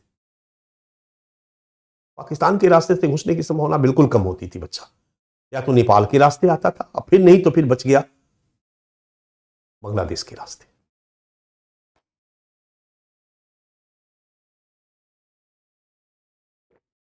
भारत बांग्लादेश सीमावर्ती क्षेत्र की सुरक्षा चुनौतियां में हमारी अगली सुरक्षा चुनौती है अवैध घुसपैठ। कहा जाता है कि लगभग 2 करोड़ 3 करोड़, लगभग 3 करोड़ अवैध बांग्लादेशी भारत में। ये आंकड़े 2 करोड़ के ही हम लिखते हैं, लेकिन अन्य जो सोर्स है वो कहते हैं कि 3 करोड़ से अधिक बांग्लादेशी आज अवैध रूप से भारत में रह रहे हैं। ये अवैध रूप से भारत में रह रहे हैं। अब भारत में रह रहे हैं तो क्या दिक्कत है दिक्कत। आज ढेर सारे अवैध रूप से रहने वाले यूरोप में जो लोग हैं वो कई तरह की समस्याओं को क्रिएट कर रहे हैं। भारत में भी कई तरह की समस्याओं को क्रिएट किए हुए हैं। इनके द्वारा अवैध घुसपैठ से असम में बड़ी बड़ी समस्याएं उभर कर सामने आई। असम के खास करके बोडो बहुल क्षेत्रों में बोडो हिंसा, बोडो समस्या का एक बहुत बड़ा कारण रहा बांग्लादेशियों का अवैध घुसपैठ। वहां पर बांग्लादेशी इतनी तेजी से गए कि वहां के कुछ लोग ही, वहां के बोडो लोग ही कई क्षेत्रों में अपने को अल्पसंख्यक समझने लगे। उनको लगने लगा कि इन्हीं के कारण हमारे विकास के लाभ से हम वंचित हो रहे, ये विकास का सारा लाभ यही खा जा रहे हैं, इनको यहां से भगाया जाए। इस मुद्दे को लेकर के वहां हिंसक संघर्ष हुआ। बोडो समस्या अपने आप में एक प्रॉब्लम है, जिनको कि मैंने पढ़ाने का प्रयास भी किया है। 4 क्लास आप पढ़ेंगे तो उसमें बोडो प्रॉब्लम आपको पढ़ने को मिलेगा। मेघालय के उत्तर में, मेघालय का मैप आपके दिमाग में है, मेघालय ये उत्तर है। मेघालय का उत्तर में, मेघालय राज्य है बच्चा, बांग्लादेश के उत्तर में, और मेघालय राज्य से ठीक सटा हुआ है ब्रह्मपुत्र नदी है। ये सड़क इधर से जब तुम जाओगे नॉर्थ ईस्ट में तो सड़क ब्रह्मपुत्र के दक्षिण दक्षिण जाती है। जो हाईवे जाती है, हाईवे के इधर जो पेट्रोल पंप है मेघालय में पड़ता है, और हाईवे के उधर जो पेट्रोल पंप है वो असम में पड़ता है। इस तरह का यहाँ लोकेशन है सड़क का, और यहाँ पर ये ब्रह्मपुत्र नदी की घाटी है। और इसी के उत्तर में बच्चा, भूटान के नीचे एक कम्युनिटी रहती है बोडो। बोडो एक ट्राइबल कम्युनिटी है, बोडो एक एथनिक ग्रुप है। और बोडो क्षेत्र में इतनी तेजी से अवैध बांग्लादेशी घुसपैठिए प्रवेश किए कि वहां पर भी एथनिक कॉन्फ्लिक्ट उभर कर सामने आया। धुबरी, कोकराझार, जो मैंने अभी कहा, जहां ब्रह्मपुत्र नदी यहां गिरती है ना मेघालय के, इसमें यहीं पर धुबरी और कोकराझार इलाका है। यहां पर भर गए हैं बांग्लादेशी। यहां 65% बांग्लादेशी हो गए हैं, और वहां के जो मूल निवासी थे उनकी आबादी घट के 35% हो गई। करीमगंज के क्षेत्र में मैंने कहा, वहां के मूल निवासियों को लगने लगा है कि इन्हीं के आने से हमारे रोजगार नहीं हमको मिल रहा है, सारे रोजगार पे कब्जा कर ले, विकास के सारे लाभ पे कब्जा कर ले, हम वंचित हो जा रहे हैं। इसलिए वो लोग इनको भगाने के लिए लड़ रहे हैं। ये कह रहे हैं हम क्यों जाएंगे। इन्होंने वहां अपना आधार कार्ड, सब कुछ, वोटर आईडी कार्ड सब बनवा लिया किसी न किसी रूप में, क्योंकि इनके पहले से भी मामा फूफा तो रह रहे हैं ना अवैध घुसपैठ के रूप में, पहले से ही जो चले गए, तो चाहते हैं कि अपने भतीजा, अपने चाचा, अपने जानने वाले को बुला लें। आप देखिए हमारे पंजाब के जब लोग कनाडा चले जाते हैं तो उनके पीछे पीछे पंजाब के कई लोग चले जाते हैं कनाडा, एक रास्ता मिल जाता है। चलो यहां तो वैध रूप में जा रहे हैं, लेकिन यहां पर जो अवैध रूप में पहले से ही अगर कोई बांग्लादेशी आया हुआ तो किसी न किसी रूप में अपने लोगों को बुला लेता है, और ऑलरेडी वो असम में रह रहा है, ऑलरेडी वो पश्चिम बंगाल में रह रहा है, वोटर आईडी कार्ड से लेके सारी चीजें वो बनवा लेता है।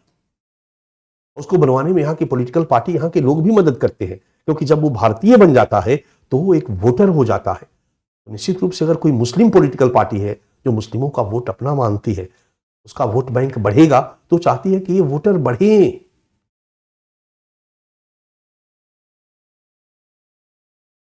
एक अजमल खान साहब है, असम में एक पॉलिटिकल पार्टी चलाते हैं बच्चा, और अजमल खान साहब का पॉलिटिकल पार्टी में वोटर मुस्लिम है। और अजमल खान साहब क्या चाहेंगे? असम में मुस्लिम आबादी घटे कि बढ़े? बढ़े। जितना बढ़ेगा अजमल खान साहब का विधानसभा में सीट उतना ही बढ़ेगा। इसलिए कहा जाता है कि अजमल खान साहब पूरा प्रयास करते हैं कि बांग्लादेश के लोग आए, यहां रहें, उनका आईडी, वोटर आईडी, पासपोर्ट, सब कुछ उनका बनाया जाए, आधार कार्ड सब कुछ बनवा दिया जाए। और यहां रैकेट काम करता है। कहावत प्रचलित है कि बांग्लादेश में जब बच्चा पैदा होता है तो इंडिया में उसका रजिस्ट्रेशन पहले ही हो जाता है, पंजीकरण करा दिया जाता है, क्योंकि बड़ा क्लियर है कि 10-20 साल बाद बड़ा होकर वो यहां आएगा कमाने के लिए, तो सब कुछ कागज ठीक रहे उनका। तो अवैध घुसपैठ की समस्या भारत में बांग्लादेश के सीमावर्ती क्षेत्रों में सबसे बड़ी समस्या है बच्चा। और ये कई तरह के सुरक्षा चुनौतियों को उत्पन्न की है। कॉन्फ्लिक्ट, निर्जातीय संघर्ष, बोडो संघर्ष से लेकर के अलगाववाद और आतंकवाद में भी इनका प्रयोग कर रहा है। इस्लामिक स्टेट का एक रिपोर्ट आया था बच्चा, आईबी ने रिपोर्ट दिया था, इस्लामिक स्टेट ने घोषणा की थी कि भारत के मुसलमानों को भारत के खिलाफ आतंकी बनाने की तुलना में भारत में रह रहे गरीब बांग्लादेशियों को भारत के खिलाफ आतंकी बनाकर यूज करना ज्यादा आसान है। इसलिए इस्लामिक स्टेट ने या पाकिस्तान ने निर्देश दे रखा है अपने एजेंसियों को कि वो भारत के मुसलमानों को टारगेट करने के बजाय भारत में रह रहे बांग्लादेशियों को टारगेट करें, क्योंकि उनमें राष्ट्रवाद की भावना, हम भारतीय की भावना बिल्कुल नहीं है। वो गरीब है, आसानी से वो भारत के खिलाफ इस्तेमाल किए जा सकते। तो आप समझ सकते हो कि आतंकवाद की समस्या भी उभर कर सामने आई है। अवैध घुसपैठ की समस्या, अवैध घुसपैठ पर यूपीएससी सेपरेट एक क्वेश्चन पूछा है, इसलिए अवैध घुसपैठ की समस्या पर मैंने एक सेपरेट टॉपिक ही बना दिया। आगे एक प्रॉपर सारा टॉपिक, सारे डायमेंशन वहां हम लोग डिटेल पढ़ लेंगे। अवैध घुसपैठ की समस्या, 2016 तक 2 करोड़ अवैध बांग्लादेशी भारत में केवल उसी क्षेत्र में नहीं है, दिल्ली, पूरे भारत में मिक्सअप हो गए। असम की कोकराझार और धुबरी में बांग्लादेशियों की आबादी 65% और वहां के मूल निवासी घट के हो गए 35%। 30 लाख बांग्लादेशी केवल असम में है। ये उस समय के मुख्यमंत्री का बयान था, हितेश्वर सैकिया का बयान था। पाकिस्तान और आईएसआई द्वारा इनका आतंकवाद में प्रयोग, ये हमारी आईबी का रिपोर्ट है। आप समझ सकते हो कि अवैध घुसपैठ किस तरह की सुरक्षा चुनौती को उत्पन्न कर रहा है। एक नई सुरक्षा चुनौती उभर कर सामने आई है बच्चा, रोहिंग्या मुस्लिमों की घुसपैठ की समस्या। और रिपोर्ट बताती है कि 17 जनवरी 2018 तक बांग्लादेश में 10 लाख शरणार्थी के रूप में रोहिंग्या मुस्लिम आए हैं। भारत में 40,000 से अधिक, 44,000 से अधिक अवैध रूप से रोहिंग्या मुस्लिम रह रहे हैं। ये आंकड़े हैं, अधिक भी हो सकते हैं। अब ये रोहिंग्या मुस्लिम अपने आप में एक बहुत बड़ी समस्या है और इस पर भी मैं एक सेपरेट टॉपिक आपको बना दिया। जिस तरीके से मैं भारत पाकिस्तान पे कुछ सेपरेट टॉपिक बनाता चला था, यहां पर कुछ समस्याएं हैं जिन पर की अलग से प्रश्न पूछे जा सकते। तो रोहिंग्या पर मैंने एक अलग टॉपिक बना दिया है, बट संक्षेप में मैं आपको यहां पर बता दूं कि जो बांग्लादेश की सीमा है बच्चा, आपके दिमाग में है, बांग्लादेश में जो चिटगांग प्रांत है, बांग्लादेश के पूर्व में और दक्षिण में म्यांमार से लगा हुआ, वहां पर म्यांमार के साइड में ढेर सारे मुस्लिम आबादी, इनको रोहिंग्या मुस्लिम कहा जाता है। म्यांमार का मानना है कि ये बांग्लादेशी हैं, यहां घुसपैठ करके बैठ गए हैं, रह गए। वो कहते हैं नहीं, हम यहीं के म्यांमारी हैं, हम लंबे समय से यहीं रह रहे। समस्या तब शुरू होती है जब 1981-82 में म्यांमार की सरकार इनको नागरिकता से वंचित कर देती है, इनको सिटीजनशिप नहीं मिलता। पीछे भी मैंने थोड़ी चर्चा की थी।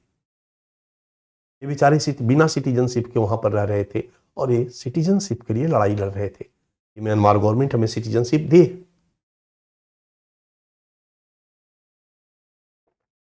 2012 में अचानक इनके खिलाफ हिंसा भड़क उठती। हिंसा के मूल में कई बातें सुनने में आती है। एक रोहिंग्या मुस्लिम वहां की एक बौद्ध महिला के साथ रेप करता है और उनकी हत्या कर देता है लड़की के साथ। उस पर वहां के बौद्ध लोग आक्रोशित हो जाते हैं। अराकान के रहने वाले, अरंकार यानी राखाइन चित्र, क्योंकि जो म्यांमार का वो इलाका है बांग्लादेश से सटा हुआ और रखाइन प्रांत है। रखाइन प्रांत मैंने दिखाया था, 3 प्रांत, रखाइन प्रांत, रखाइन के ठीक ऊपर चीन है, CHIN। रखाइन बौद्ध उनके खिलाफ भड़क जाते हैं और बौद्ध और बांग्लादेशियों रोहिंग्या के बीच एक सांप्रदायिक दंगा उभर कर सामने आता है। ये दंगा हिंसक हो जाता है और बौद्धों के पक्ष में वहां की सेना आ जाती है और सेना रोहिंग्या मुस्लिमों पर अत्याचार करना शुरू करती है, उनके घरों में आग लगा देना, उनको मारना। इतने ज्यादा त्रस्त उनको किया जाता है कि वो भाग भाग करके अपना जान बचाते हैं और सबसे ज्यादा भाग करके रोहिंग्या मुसलमान कहां चले आते हैं? बांग्लादेश में चले आते हैं। मैंने कहा ना कि आंकड़े हैं 10 लाख रोहिंग्या शरणार्थी बांग्लादेश में प्रवेश कर गए और जब बांग्लादेश में घुसे हैं तो कुछ मिजोरम के रास्ते इंडिया में भी घुस जाते हैं। कुछ बांग्लादेश में घुस करके बांग्लादेश के वो रैकेट जो बांग्लादेश के लोगों को भारत में एडजस्ट करता है, भारत में घुसाता है, आधार कार्ड वगैरह सब बनवा देता है, कुछ पैसे लेते हैं, उनको बेचारे पैसा दे दे करके कहीं से भी पैसा जुगाड़ करके भारत में घुस गए। भारत में जाके श्रीनगर में, दिल्ली में, कई जगहों पर ही रहने लगे। और मैंने पहले भी दिखाया कि ये रोहिंग्या को इस्लामिक स्टेट का समर्थन रहा, लश्कर तैयबा का समर्थन रहा, पाकिस्तान का समर्थन रहा, वहां से फंडिंग होने लगी। इसलिए वहां पर रोहिंग्या मुस्लिम कम्युनिटी में से कुछ युवाओं ने अपना एक आतंकी संगठन बना लिया। आतंकवाद भी यहां फैलने लगा कि इनके प्रवेश से भारत को खतरा महसूस हुआ कि आतंकवाद फैल सकता है। बोध गया बिहार में एक जगह है, वहां पर बम विस्फोट हुआ और पाया गया कि उस बम विस्फोट में रोहिंग्या की भूमिका है, मुस्लिमों की भूमिका है। तो ये हमारे लिए सब सिक्योरिटी थ्रेट्स रहा। इसके चलते हमने रोहिंग्या को यहां से हटाने का निर्णय लिया। हमारी सुप्रीम कोर्ट ने कहा कि इनको हटाया जाना चाहिए। मानवाधिकार संगठन आ गए कि नहीं हटाया जाए, नहीं हटाया जाए, भाई गलत है, बेचारे हैं वो। मानवाधिकार संगठन म्यांमार से बात किया कि भाई इनको सिटीजनशिप दिया जाए, इनको नहीं हटाया जाए। बांग्लादेश सरकार से बात किया कि भाई मैं खर्चा देता हूं, इनको कैंप बना करके कैंप में रखा जाए। बांग्लादेश में इनको कैंप में रखा जा रहा। भारत सरकार से कहा गया यूनाइटेड नेशन के द्वारा, मानवाधिकार संगठनों के द्वारा, कि उनको वहां से नहीं वापस किया जाए, भारत में उनको शरण दिया जाए। लेकिन भारत ने अपने सुरक्षा कारणों से म्यांमार में वापस भेजने का निर्णय लिया। अभी मुझे लगता है 5-6 दिन पहले अभी पहला खेप रोहिंग्या का म्यांमार वापस भेज दिया गया बच्चा। न्यूज अगर पढ़ोगे तो आपको न्यूज में मिलेगा, मैंने आगे दिया है प्रबंधन में, राइट। रोहिंग्या मुस्लिमों की घुसपैठ की समस्या एक सुरक्षा चुनौती है और सरकार इस चुनौती से निपटने का लगातार प्रयास कर रही है। बांग्लादेश से बात कर रही है, म्यांमार से सरकार ने बात की है, म्यांमार में इनको वापस भेजने का काम किया है। एक पांचवी समस्या आई है जो कहीं ना कहीं पीछे की समस्याओं के परिणाम स्वरूप, अवैध बांग्लादेशी घुसपैठ के परिणाम स्वरूप, रोहिंग्या के आने, खास करके अवैध बांग्लादेशी घुसपैठ जो लंबे समय से चला आ रहा था, इसलिए भारत बांग्लादेश सीमावर्ती क्षेत्रों में एथनिक कॉन्फ्लिक्ट और सेपरेटिज्म की समस्या को जन्म दिया। खास करके बोडो क्षेत्र में जो बोडो प्रॉब्लम उभर कर सामने आया है, जिसको कि आप 4 क्लास पढ़ोगे नॉर्थ ईस्ट में, उसको पढ़ने को मिलेगा बच्चा। भारत में निर्जातीय संघर्ष, एथनिक कॉन्फ्लिक्ट बोडो और बांग्लादेशी मुस्लिमों में, और अलगाववाद की समस्या का उद्भव असम के बोडो क्षेत्र में, मणिपुर में। अभी तो मणिपुर में बच्चा चल रहा है। मणिपुर में जो एथनिक कॉन्फ्लिक्ट है ना, आप अगर क्लास को कर चुके होगे तो आपको पता चल चुका होगा। एक एथनिक कॉन्फ्लिक्ट है नागा और कुकी के बीच। क्यों है, किस रूप में है, वो मैं आपको समझा चुका हूं उस क्लास में। नागा और कुकी लड़ते रहे, लंबे समय से लड़ते रहे। एक एथनिक कॉन्फ्लिक्ट है जनजातियों और गैर जनजातियों में, और गैर जनजाति वहां मेतेई है, मेतेई के और नागा कुकी के बीच अभी वहां जो चल रहा, मेतेई और कुकी के बीच संघर्ष चल रहा।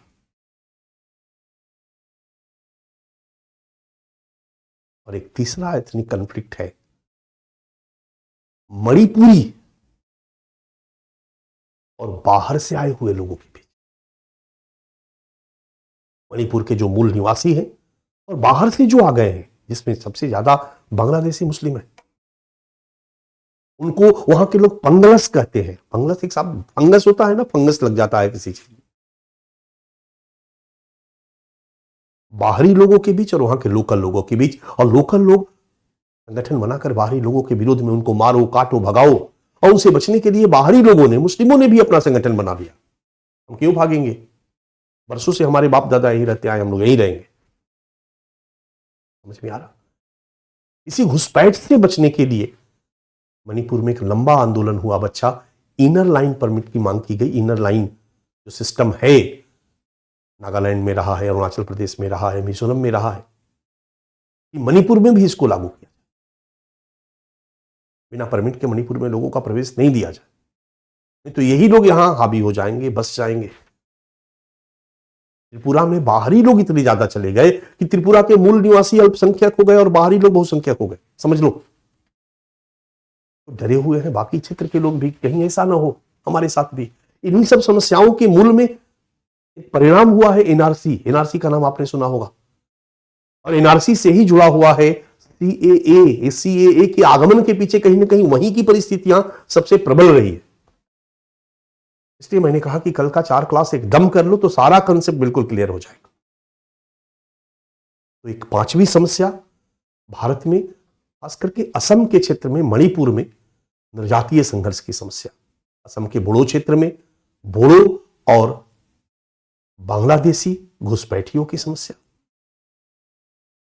असमी और बांग्लादेश से आए हुए बाहरी लोगों के बीच समस्या, वो भी एक लंबे समय से आंदोलन का कारण रहा।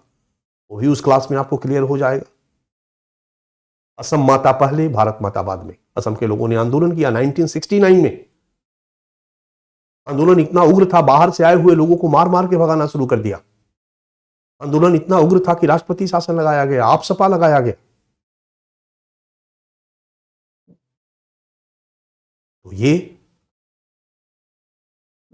मणिपुर में संघर्ष, तो ये सारी की सारी समस्याएं भारत के बांग्लादेश से लगे सीमावर्ती क्षेत्रों में रही है। कहीं ना कहीं इसका कारण अवैध घुसपैठ एक प्रमुख कारण। अगला 6वां पॉइंट, भारत में उग्रवाद और आतंकवाद को प्रोत्साहन। ध्यान देना बच्चा, आज की डेट में बांग्लादेश की सरकार भारत में उग्रवाद और आतंकवाद को प्रोत्साहित नहीं कर रही, लेकिन हम इसको 2 पार्ट में बांटते हैं। जब बांग्लादेश नहीं था, पूर्वी पाकिस्तान था, यानी 47 से लेकर के 71 तक, तो पूर्वी पाकिस्तान में ही नॉर्थ ईस्ट के जितने उग्रवादी संगठन थे और उग्रवादी थे, वो पूर्वी पाकिस्तान में ही अपना डेरा जमाए रहते थे और पूर्वी पाकिस्तान में रह करके नॉर्थ ईस्ट में उग्रवादी गतिविधियों को अंजाम देते थे। नॉर्थ ईस्ट में हमला किया, पुलिस ने दौड़ाया तो पूर्वी पाकिस्तान में घुस गए, सिलहट चले आए। अब यहां पर भारतीय सेना तो घुस नहीं सकती है।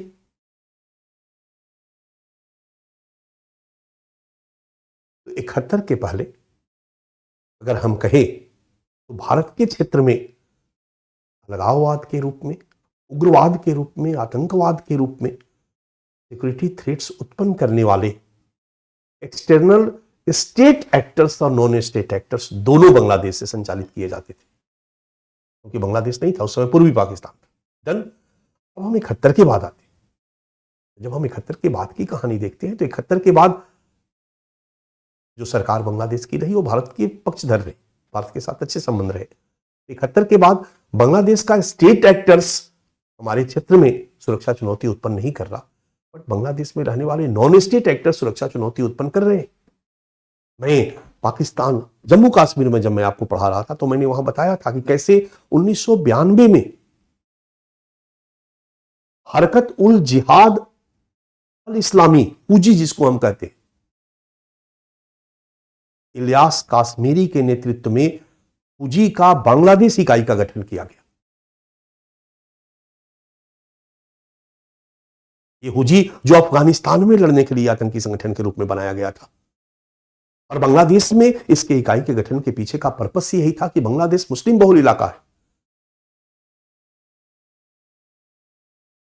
विशेषज्ञ कहते हैं बच्चा कि आज की डेट में हर आतंकी संगठन का जो निगाह है ना, वो बांग्लादेश पे, इंडोनेशिया पे, क्योंकि दक्षिण पूर्व एशिया में ये प्रमुख क्षेत्र है। खास करके बांग्लादेश में मुस्लिम आबादी बहुत है। सारे इस्लामिक फंडामेंटलिस्ट जो टेररिस्ट ग्रुप है वो इस बात को समझने लगा है कि अमेरिका से लेकर सबकी निगाह आज के डेट में पाकिस्तान पर जोरदार दबाव है। पाकिस्तान में हम सुरक्षित नहीं है। पाकिस्तान कंगाली के कगार पे है। हो सकता है यदि अमेरिका, यूएन और देश अगर इस पर पूरा दबाव बना दे कि आप अपने देश में रहने वाले हर आतंकी संगठनों को गिरफ्तार करो और हवाले करो, हम लोगों के इंटरपोल के हवाले करो, हो सकता है पाकिस्तान कहीं कर न दे। तो सेफ पॉइंट बांग्लादेश में जगह बनाई जाए, बांग्लादेश में अपना स्थान बनाया जाए। इसलिए बांग्लादेश में जो आतंकी संगठन है वो आज के डेट में भारत में खास करके नॉर्थ ईस्ट के इलाके में उग्रवाद और बाकी जगहों पर कलकत्ता वगैरह में आतंकवाद को प्रोत्साहित करने में लगे हुए। इन आतंकी संगठनों में जो प्रमुख नाम है हुजी, हरकत उल जिहाद अल इस्लाम, जमाते इस्लामी, जमात उल मुजाहिदीन आदि आतंकी संगठनों की गतिविधियां काफी चर्चा में रही है। और ये आतंकी संगठन हाल में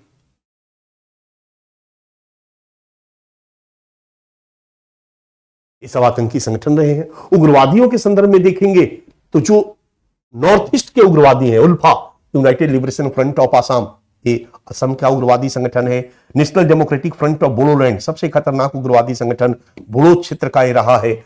national socialist council of Nagaland, ये ग्रेटर नागालैंड की मांग के लिए एक सबसे बड़ा उग्रवादी संगठन रहा है। ये जो बड़े बड़े उग्रवादी संगठन है, इनका शरण स्थली, इनका जगह, इनका स्थान, बेस बांग्लादेश में रहा है। जब पूर्वी पाकिस्तान हुआ करता था तो ज्यादा था। जब पूर्वी पाकिस्तान नहीं रहा तो बांग्लादेश की पुलिस से बचते हुए, वहां के कट्टरपंथियों के साथ साठगांठ करते हुए ये बांग्लादेश को अपने शरण स्थली के रूप में यूज करते हैं, आवागमन के रूप में यूज करते हैं। एनडीएफबी वगैरह वहीं धीरे से उतर जाते हैं धुबरी कोकराझार से बांग्लादेश में, और बांग्लादेश में उतना उन पर कड़ाई नहीं होती है, वो धीरे से निकल जाते हैं और म्यांमार के रास्ते फिर घूम करके मणिपुर और नागालैंड के साइड में जो उनका बेस कैंप है वहां चले जाते हैं। उनको अगर हथियार की जरूरत होती है तो चूंकि आज के डेट में मणिपुर और नागालैंड बॉर्डर पे सक्रिय है हमारी सीमा बल, सीमा सुरक्षा बल, इसलिए उनके लिए सेफ है कि वो बांग्लादेश के रास्ते लेकर के आ जाए और धीरे से घुस जाए। तो उल्फा, एनएससीएन, एनडीएफबी आदि को हथियारों की आपूर्ति एवं शरण स्थली, ये इसी का पॉइंट चल रहा बच्चा। ये मैंने कहा ना उग्रवाद और आतंकवाद की समस्या, इसका पॉइंट नंबर 1 और ये पॉइंट नंबर 2। इसके बाद 7वां पॉइंट, हाल में बांग्लादेश में अतिवाद में वृद्धि हुई है। ये बच्चा बहुत ही इंपॉर्टेंट है। और आज अगर हमारी सरकार, हमारी सुरक्षा एजेंसियां, अजीत डोभाल साहब, जितने भी लोग हैं जो भारत की आंतरिक सुरक्षा के सामने चिंतित है, सुरक्षा के लिए चिंतित है, उनके लिए एक बहुत बड़ी सुरक्षा चिंता है कि बांग्लादेश में भी अब रेडिकलिज्म का उभार हो रहा है। इस तरीके से पाकिस्तान में धार्मिक रूढ़िवादियों का इतना जबरदस्त बोलबाला है, धार्मिक कट्टरपंथियों का इतना जबरदस्त दबदबा है, वो और सेना मिल के सरकार को चलाती। सरकार कभी भी उनके अगेंस्ट में नहीं जाती। परिणाम सरकार को उनके द्वारा संचालित किए जाने वाले आतंकी ट्रेनिंग कैंप को प्रश्रय देना पड़ता है, जिनको भारत की सेना ने जाकर के सर्जिकल स्ट्राइक में ध्वस्त किया। कहीं ऐसा ना हो कि बांग्लादेश पर भी कट्टरपंथियों का कब्जा हो जाए। हाल के दिनों में बांग्लादेश में कट्टरवाद बढ़ा है, धार्मिक कट्टरवाद बढ़ा है। अतिवाद का मतलब यही होता है, एक्सट्रीमिज्म, रेडिकलिज्म। और ये अगर होगा तो हमारे लिए सिक्योरिटी थ्रेट्स होगा। थैंक्स 2024 में फिर से वहां शेख हसीना आ गई। अगर गलती से शेख हसीना की जगह खालिदा जिया की पार्टी आई होती तो निश्चित तौर पर बांग्लादेश का भी धार्मिक कट्टरतावाद और तेजी से फैलता। मैंने बताया कि मुदूदी, याद होगा मुदूदी कौन थे? अगर याद करो, मालदीव के जो नए बने हैं राष्ट्रपति, ये पाकिस्तान समर्थित हैं। ये धार्मिक कट्टरपंथी गुट के समर्थन वाले हैं। और जो धार्मिक कट्टरपंथी गुट का समर्थन वाला है, मालदीव मुस्लिम कंट्री है। और मुसलमानों में भी एक लिबरल है, आधुनिक सोच वाला है, बदलाव चाहता है, बदलाव आधुनिक बनना चाहता है। एक कट्टरपंथी है। तो जो कट्टरपंथी है वो कट्टरपंथी नेताओं को समर्थन देते हैं, दूसरी कट्टरपंथी नेताओं का समर्थन वाला आदमी है, गुट है, और वो होगा तो पाकिस्तान के पक्ष में जाएगा, भारत का विरोधी होगा। और जो उदार वाले वहां के नेता होंगे वो भारत के पक्षधर होंगे। दूती जब वहां पर गए हैं तो भारत के लिए खतरा है, और खतरा का घंटी बज गई है। कई समझौते पर अभी चीन के साथ उन्होंने हस्ताक्षर किया, और भारत को सबसे बड़ा सिक्योरिटी थ्रेट्स है कि वहां पर चीन ने अगर अपना नेवल बेस बना दिया म्यांमार की तरह, वो हमारे लिए हिंद महासागर में एक बहुत बड़ा समस्या क्रिएट करेगा। वही हाल है बांग्लादेश की। भारत के लिए सुरक्षा चिंता यही है कि बांग्लादेश में अगर कट्टरतावाद बढ़ गया तो हमारे लिए बहुत बड़ी प्रॉब्लम होगी। थैंक्स, इस बार चुनाव में फिर से शेख हसीना बन गई तो कट्टरतावाद बढ़ने की संभावनाएं थोड़ी कम रहेगी, पर तेजी से बढ़ रही है। ये हमारे लिए चैलेंज है, सिक्योरिटी चैलेंज है, और इस पर भी यूपीएससी ने प्रश्न पूछा है। थोड़ा सा अगर आप यादाश्त पे जोर डालोगे, मैंने आपको क्वेश्चन बैंक दिया है, वो आप देखते चलो, क्लियर होता चलेगा। इन सब चीजों से प्रश्न पूछे गए। ये है बच्चा सुरक्षा चुनौतियां, भारत पाकिस्तान सीमा वर्ती क्षेत्र में सुरक्षा चुनौती। अब एक और सुरक्षा चुनौती की चर्चा हम जरूर करेंगे, और वो सुरक्षा चुनौती है बांग्लादेश में चीन के प्रभाव में वृद्धि। हम लोग हर जगह ये सुरक्षा चुनौती की चर्चा किए हैं। चीन अपने आप में एक हमारे लिए भूत बना हुआ है, पाकिस्तान में घुस करके हमारे लिए सिक्योरिटी थ्रेट्स उत्पन्न कर रहा है। चीन तो है ही, नेपाल में भी तेजी से घुसा, ये हमारे लिए सिक्योरिटी थ्रेट्स रहा, सुरक्षा चिंता का विषय रहा। हमारे गोद से भूटान को खींचने में लगा हुआ है, और हमारी गोद से ये बांग्लादेश को भी खींचने में लगा हुआ है। चीन का प्रभाव बढ़ रहा है, चीन की गतिविधियां बढ़ रही है। अब बेचारी शेख हसीना संतुलन बनाने में लगी हुई है कि भारत के साथ संबंध अच्छा रखें या चीन के साथ संबंध अच्छा रखें।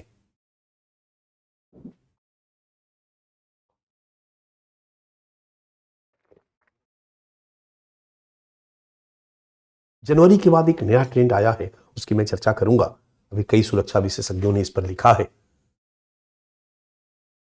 बेसिकली बांग्लादेश की प्रधानमंत्री और बांग्लादेश के प्रधानमंत्री के जितने भी समर्थक लोग हैं, यानी बांग्लादेश की आबादी के एक बहुत बड़ा हिस्सा भारत का एहसान मानता है और भारत के पक्ष में सोच रखता है। अगर वो भारत की अगेंस्ट में सारा जनता हो जाए तो उस देश की प्रधानमंत्री कभी भारत के पक्ष में नहीं सोचेगी, क्योंकि सोचेगी तो फिर जनता अगली बार तुमको चुनाव में हरा देगी। इसलिए जनता की सोच भी भारत के पक्ष में है, तभी लगातार शेख हसीना चुनाव जीतती है। तो शेख हसीना की सोच भी भारत के पक्ष में रही है, जनता की सोच भी भारत के पक्ष में रही है। बट बच्चों, हमेशा ध्यान में रखो, विकास सबको चाहिए, पैसा सबको चाहिए।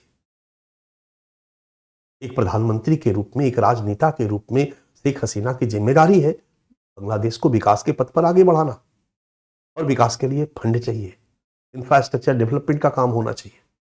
और चाइना फंड लेके खड़ा है, आ जाओ, बीआरआई का पार्ट बन जाओ। बांग्लादेश को लगभग बनाया है, हम इन्वेस्ट करेंगे आपके देश में। श्रीलंका के मुद्दे पर थोड़ा डरे हुए हैं लोग, खुल के नहीं आ रहे, अदरवाइज सबने चाइना के प्रपोजल को एक्सेप्ट किया। चाइना इन देशों में घुस करके इंफ्रास्ट्रक्चर डेवलपमेंट के काम में लग गया है। फ्लाईओवर बनवाने का काम, बड़ा ब्रिज बनवाने का काम, बिजली उत्पादन के लिए काम, प्रोजेक्ट, सड़क निर्माण की प्रोजेक्ट, रेल निर्माण का प्रोजेक्ट, एयरपोर्ट बनाने का काम, इस सब बांग्लादेश अपने इन्वेस्टमेंट से कर रहा है, पैसे से कर रहा है। इसके बदले में तो कुछ लेगा। और चाइना जब आएगा बांग्लादेश में अपने पैसे से, चाइना अपने पैसे से कर रहा, ताकि बांग्लादेश में अपने प्रभाव को बढ़ा सके। और सरकार पर जब आपका प्रभाव बढ़ जाएगा, कर्ज के चंगुल में फंस जाएगा, तो फिर जो चाहेगा सरकार करेगी। और ये भारत के लिए सिक्योरिटी थ्रेट्स होगा। एक गृह मंत्री के रूप में, एक रक्षा मंत्री के रूप में, विशेषज्ञ के रूप में आपकी निगाहें इन सब गतिविधियों पे भी होनी चाहिए। आपकी निगाहें चीन की बांग्लादेश में बढ़ती हुई गतिविधियों पे होनी चाहिए। और बड़ी है। ठीक है, दो चार एग्जाम्पल मैं आपके सामने रखा हूं। रोमन में 1 नंबर पॉइंट, 2 नंबर पॉइंट, 24 अक्टूबर 2016 को सी जिनपिंग बांग्लादेश की यात्रा करते हैं और 24 अरब डॉलर कर्ज देने की घोषणा करते हैं। अब सोचो, किसी भी देश को 24 अरब डॉलर मिलेगा तो उस कर्ज से उसका इंफ्रास्ट्रक्चर डेवलपमेंट का बहुत काम होगा। नेताओं का जेब भी भरता है यार। जब आप कहीं पर डिस्ट्रिक्ट डेवलपमेंट ऑफिसर के रूप में जॉब करते हो और डिस्ट्रिक्ट के डेवलपमेंट के लिए अचानक 500 करोड़ रुपया अलॉट कर दिया जाता है तो समझ सकते हो कितना कमीशन तुम्हारा बनेगा। कमाई भी अपनी होती है, नेताओं का भी कमीशन बनता है। तो अगर इस तरह का प्रपोजल आता है तो जल्दी कोई अस्वीकार नहीं कर सकता। अस्वीकार करने का मतलब है कि विपक्षी घेर लेंगे कि ये प्रधानमंत्री भारत के पक्ष में इतना लट्टू हो गया है कि इसको देश का विकास नहीं दिखाई दे रहा। चाइना से आने वाले फंड को इसने डिनाई कर दिया। अगली बार हो सकता है यार शेख हसीना की सत्ता चली जाए। 16 में 24 अरब डॉलर कर्ज देने की घोषणा की। पहला प्रवेश। दूसरा प्रवेश देखिए, 2019 में चीन द्वारा चिटगांव पोर्ट का विकास किया गया। चीन और बांग्लादेश के बीच एक समझौता होता है और चीन कहता है कि मैं चिटगांव पोर्ट बंदरगाह का डेवलपमेंट मैं करूंगा, निवेश करूंगा, पैसा लगाऊंगा, डेवलपमेंट करूंगा। डेवलपमेंट करूंगा तो अपना जहाज भी रोकूंगा, यहां पर अपना जहाज रोकूंगा तो अपने जहाज के माल की रक्षा के लिए सैनिक भी थोड़ा बहुत उतार दूंगा। यही होता है ना, उंगली पकड़ते पकड़ते बांह पकड़ना। और चाइना यही स्ट्रेटजी अपना रहा है कि धीरे धीरे उस देश को कर्ज के चंगुल में इतना फंसा लो कि फिर जो कहो वो देश माने, इनकार कर ही नहीं सकता है।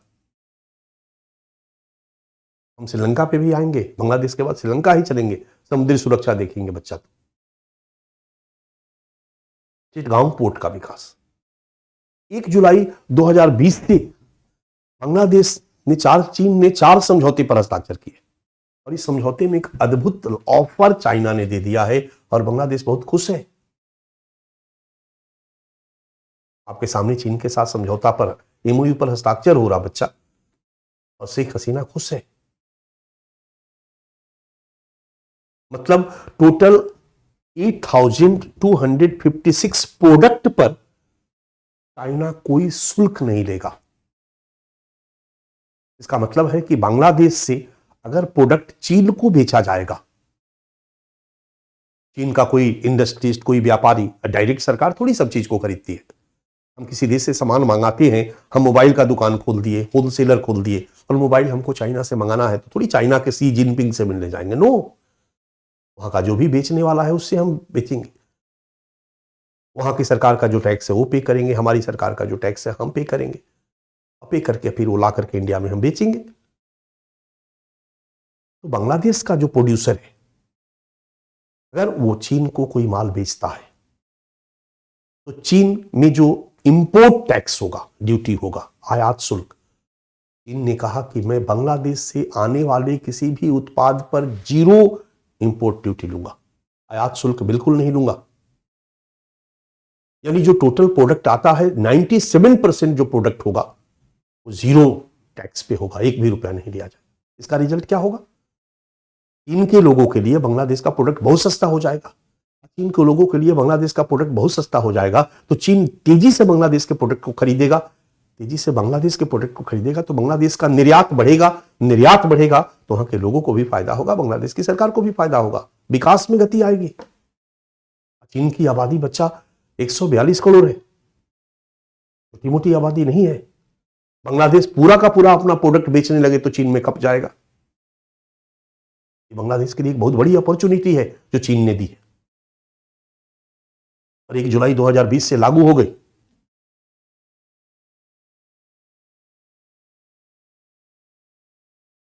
देखते जाओ कि किस तरीके से चाइना बांग्लादेश को ये सारा लोक लुभावन प्रपोजल देकर पैसे के बल पर बांग्लादेश के साथ, बांग्लादेश में अपनी घुसपैठ को बढ़ा रहा है।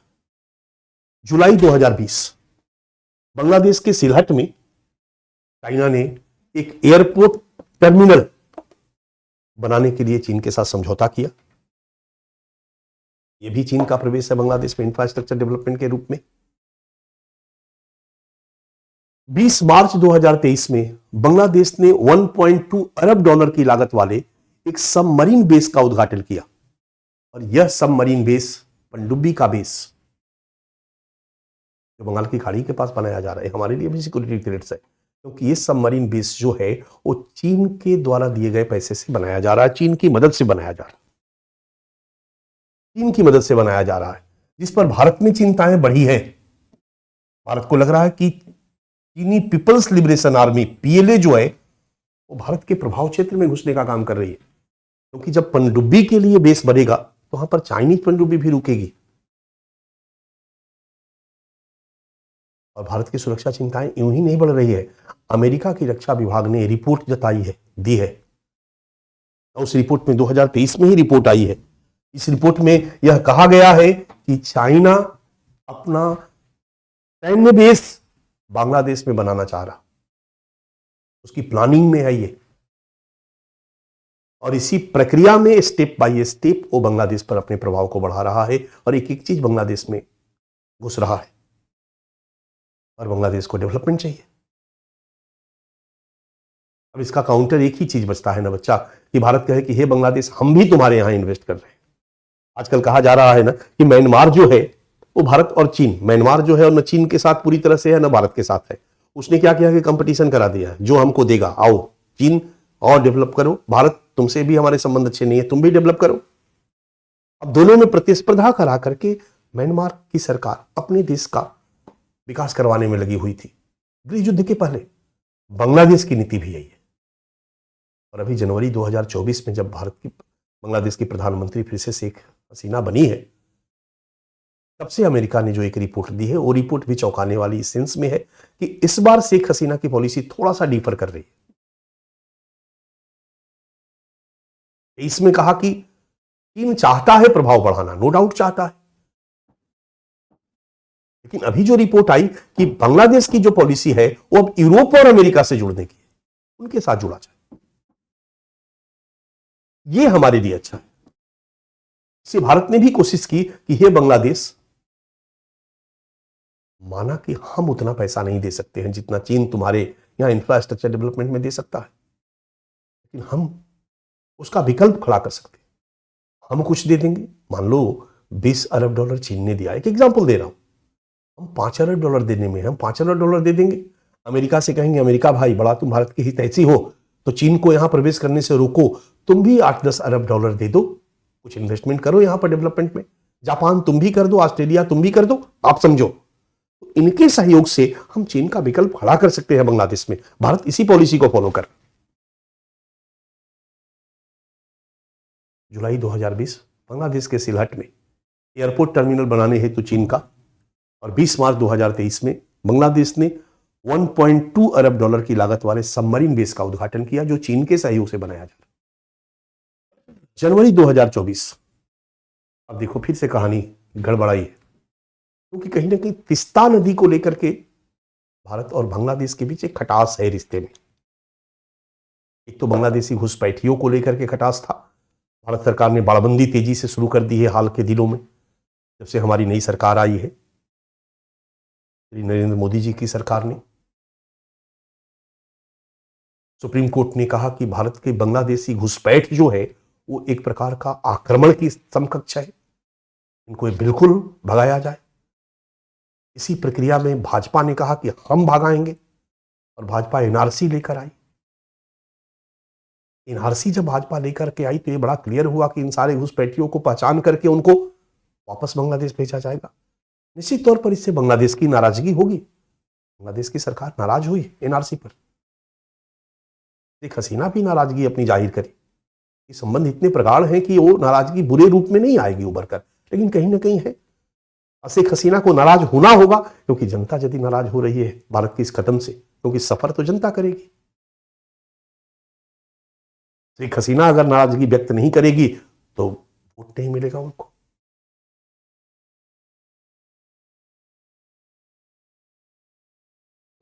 तिस्ता नदी से सफर वहां की जनता कर रही है, इसलिए वहां की सरकार, बांग्लादेश सभी चाह रहे हैं कि भाई तिस्ता नदी का समस्या का समाधान किया जाए, तिस्ता विवाद का समाधान किया जाए, वहां के किसानों को प्रॉपर पानी मिले। और इसी बीच चीन ने एक खेल खेला, और वो खेल है, वो चीन पहले से भी प्रस्ताव दे रहा था। ये प्रस्ताव चीन का आज का नहीं है बच्चा, ये पहले से भी था कि जनवरी 2024 में चीन ने जब प्रस्ताव फिर से दिया, जब नए प्रधानमंत्री बनी, मुबारकबाद आया और प्रस्ताव आया कि चीन तिस्ता नदी पर एक प्रोजेक्ट तैयार करना चाहता। बांग्लादेश इस प्रस्ताव को स्वीकार करेगा तो चीन इन्वेस्टमेंट करेगा और उस पर एक परियोजना स्थापित करेगा। अब विवादित नदी पर चीन के साथ बांग्लादेश समझौता करके परियोजना स्थापित करे बच्चा है तो सेम कहानी हो जाएगा कि विवादित स्थल पर, कौन वाला विवादित स्थल? CPEC China Pakistan economic corridor,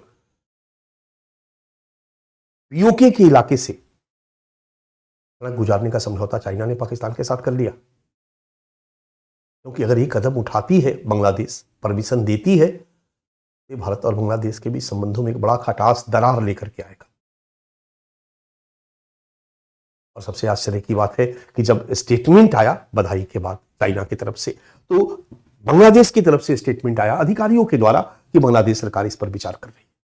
Bharat और बांग्लादेश के बीच बहने वाली तिस्ता नदी पर एक परियोजना का प्रस्ताव और बांग्लादेश द्वारा उस पर विचार, फलता दोनों देशों के संबंधों में तनाव की संभावना, इस पर नजर आपको रखनी होगी आगे कि क्या हो रहा है, कैसे हो रहा है, क्या चल रहा है, और आप अपने नोट्स में नोट डाउन करते चले जाइएगा। ये है बच्चा भारत बांग्लादेश सुरक्षा चुनौतियां, सीमावर्ती क्षेत्रों में सुरक्षा चुनौतियां। डन। हमारे पास हाफ एन आवर है,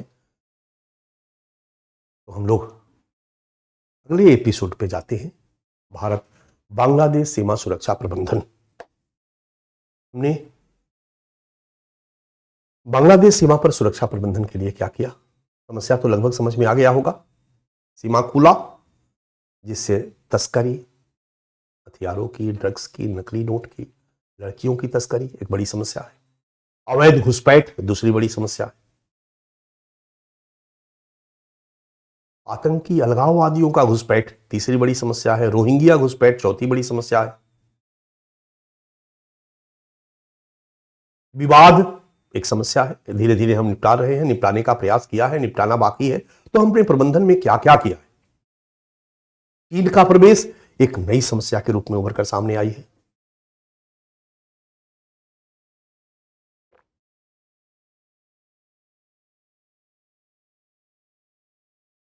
समस्या पता चल गया बच्चा, चुनौतियां पता चल गया। प्रबंधन की बात करते हैं और सबसे पहले प्रबंधन की कड़ी में हम भौतिक प्रबंधन की बात करते हैं। तो कुल सीमा की लंबाई 4096.7 किलोमीटर है और यहां पर बीएसएफ की 80 बटालियन को हम लोगों ने तैनात कर रखा, क्योंकि बहुत बड़ी सीमा है, चारों तरफ से है ना, आपने देखा ही होगा सीमा चारों तरफ से फैला हुआ है, पश्चिम बंगाल से लेकर हर जगह। तो देखो कहां कहां है ये, चारों तरफ हमें सीमा सुरक्षा बल को तैनात करना होगा ना। देखते जाओ, हर जगह सीमा सुरक्षा बल की तैनाती का मतलब समझ में आ रहा होगा। हमने बीएसएफ की 80 बटालियन तैनात कर रखी है। हमने 802 चेक पोस्ट बना लिए हैं, 509 बनने की प्रक्रिया में है। हमने 3077 किलोमीटर पे बाड़बंदी कर दी है। बाड़बंदी बड़ी है अच्छा, इस बाड़बंदी को हमने 3750 किलोमीटर कर दिया। ये पुराना आंकड़ा है, ठीक है। समन्वित चेक पोस्ट हमारे साथ है। ये है भौतिक प्रबंधन। भौतिक प्रबंधन में हम प्रबंधन की जब बात करते हैं तो सबसे पहले भौतिक प्रबंधन आ जाता है। भौतिक प्रबंधन में देखिए, बीएसएफ की 80 बटालियन की तैनाती, 1185 चौकियां प्लस 7 समन्वित चेक पोस्ट। समन्वित चेक पोस्ट इंटीग्रेटेड, मतलब जहां दोनों देश की सेना मिलकर पेट्रोलिंग करती है, ताश भी खेलते हैं बैठ के, गपशप भी करते हैं और चेक भी करते हैं। 3750 किलोमीटर की बाड़बंदी हो चुकी है और ये बाड़बंदी सब इधर लेटेस्ट हुआ है बच्चा, खास करके 2014 के बाद, 14, 15, 16 के बाद बाड़बंदी हुई है। क्योंकि घुसपैठ को रोकेंगे इसी वादा के साथ भारतीय जनता पार्टी ने असम में चुनाव लड़ा। ममता बनर्जी को घेरने का प्रयास करती है भारतीय जनता पार्टी। अक्सर न्यूज आप पढ़ते होंगे तो देखते होंगे इसी के कारण घुसपैठ हो रहा। ममता बनर्जी जो है वहां पर घुसपैठ को बांग्लादेशियों का समर्थन इसलिए करती है क्योंकि वो उनका वोट बैंक है।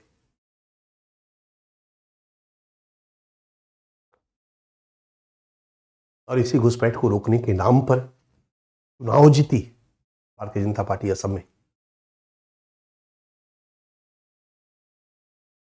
वो पिक्चर भी हमने पिछले 4 क्लास में बिल्कुल क्लियर कर दिया।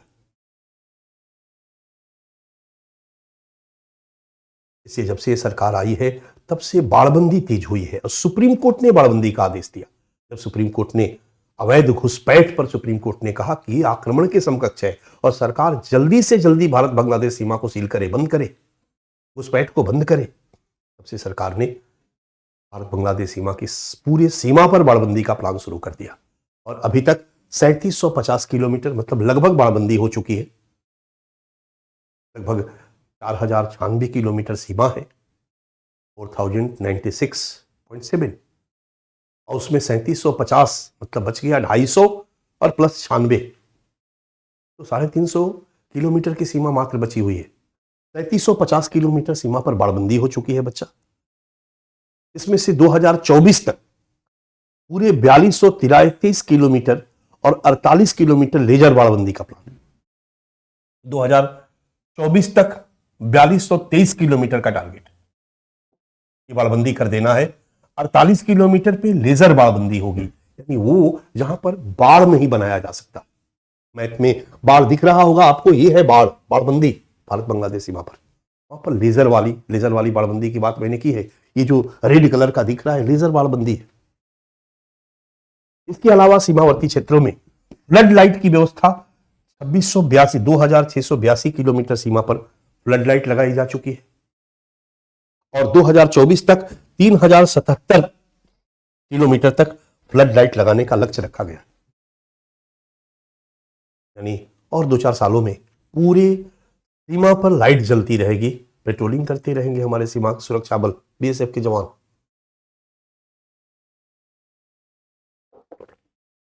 डन। भौतिक प्रबंधन का एक पार्ट। चौथा पॉइंट, जो समुद्र वाली सीमा है, बंगाल की खाड़ी से चलोगे तो बांग्लादेश के दक्षिण में जो समुद्री सीमा है वहां से भी तो घुसपैठ और बहुत सारी गड़बड़ियां हो सकती है। वहां पर भी हमारी सुरक्षा बल जो है वो पेट्रोलिंग करते हैं और वहीं पर जहाज में ही एक चेक पोस्ट बना हुआ, इसको हम फ्लोटिंग चौकी कहते हैं, तैरता हुआ पुलिस चौकी या सीमा सुरक्षा बल की चौकी। 7 इस तरह की चौकियां बनाई जा चुकी है जो समुद्री सीमा की निगरानी करती है। इसके अलावा कुछ और चीजें की जा रही है। बाघा बॉर्डर का नाम आपने सुना होगा। बाघा बॉर्डर में भारतीय सेना और पाकिस्तान की सेना ज्वाइंट रिट्रीट करती है और ढेर सारे लोग देखने जाते हैं, परेड वगैरह किया जाता है। इसी तर्ज पर 23 जनवरी 2018 से सिलीगुड़ी के पास फुलवाड़ी में भारत बांग्लादेश सीमा पर बाघा बॉर्डर की तरह ज्वाइंट रिट्रीट प्रारंभ किया गया। इससे क्या होगा कि संबंधों में सद्भावना रहेगा, अच्छा रहेगा। ये एक प्रयास है इसी दिशा में, भौतिक प्रबंधन की दिशा में। एक और नई समस्या आई है बच्चा। ये नई समस्या आई है कि भारत सरकार ने बाड़बंदी तो कर दी है, लेकिन ये जो घुसपैठिए है ना, ये कई जगह पर बाढ़ को तोड़ रहे। तो बाड़बंदी तोड़ने की समस्या बड़ी विकट रूप से उभर कर सामने आई है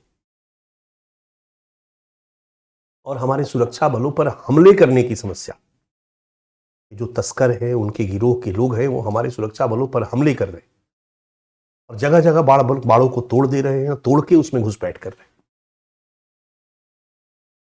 हमारी सरकार ने इसका सभी समाधान किया है और इसका समाधान ये किया है कि पूरे बाढ़ क्षेत्र में मधुमक्खी का बॉक्स लगाया जाए और कुछ आयुर्वेदिक पौधे उत्पादित किए जाए, आयुर्वेदिक पौधे के वे फूल जिससे मधुमक्खियां अपना शहद जुटाएंगी और वहां पर रहेंगी। जब भी कोई बाढ़ को तोड़ेगा तो मधुमक्खियां अटैक करेगी, उनके लिए मुश्किल हो जाएगा। पूरे बाढ़ में मधुमक्खी फैला दिया जाए इस तरीके से कि कोई बाड़बंदी को तोड़ने की हिम्मत न करे। और इसका एक और फायदा होगा। इसका 2 उद्देश्य है। इन मधुमक्खी के छत्ते से वहां के लोकल लोगों को रोजगार मिलेगा। ये मधुमक्खी के बॉक्स लगाने का काम वहां के लोकल लोगों के रोजगार को सृजित करने के लिए, वहां के लोकल क्षेत्रीय लोगों के, सीमावर्ती क्षेत्र के लोगों के विकास को प्रोत्साहित करने के लिए किया जाएगा। इससे उनकी विकास भी बढ़ेगी, उनका एक धंधा भी चलेगा, आयुर्वेदिक पौधे उनके बिकेंगे, शहद उनके बिकेंगे और बाड़बंदी तोड़ने का एक महत्वपूर्ण उपाय साबित होगा। यह है भौतिक प्रबंधन, सीमावर्ती क्षेत्रों का भौतिक प्रबंधन। इस तरीके से हम सीमावर्ती क्षेत्रों को ब्लॉक कर रहे हैं लगातार, ताकि अवैध घुसपैठ को रोका जा सके, तस्करी पर नियंत्रण लगाया जा सके, आतंकियों, अलगाववादियों के, रोहिंग्या के घुसपैठ को रोका जा सके। तो सबसे पहले तो बाड़बंदी पूरी तरह से चुस्त दुरुस्त कर दी जाए, लाइट लगा दिया जाए चारों तरफ से। हाँ, वहां मिसाइल तैनात करने की जरूरत इसलिए नहीं है, पहले भी मैंने कहा था, क्योंकि बांग्लादेश के साथ हमारे संबंध अच्छे हैं, तो वहां की सेना हमारे ऊपर आक्रमण करने वाली नहीं, युद्ध की संभावना नहीं। क्लियर। अब हम आते हैं कूटनीतिक प्रबंधन। भारत और बांग्लादेश के बीच कूटनीतिक प्रबंधन के स्तर पर हम लोगों ने क्या क्या किया।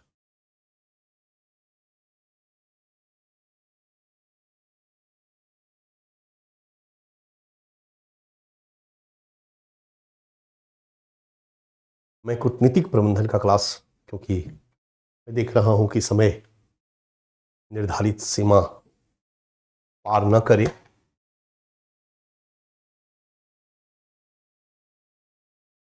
वैसे कूटनीतिक प्रबंधन पर हम थोड़ी चर्चा कर सकते हैं।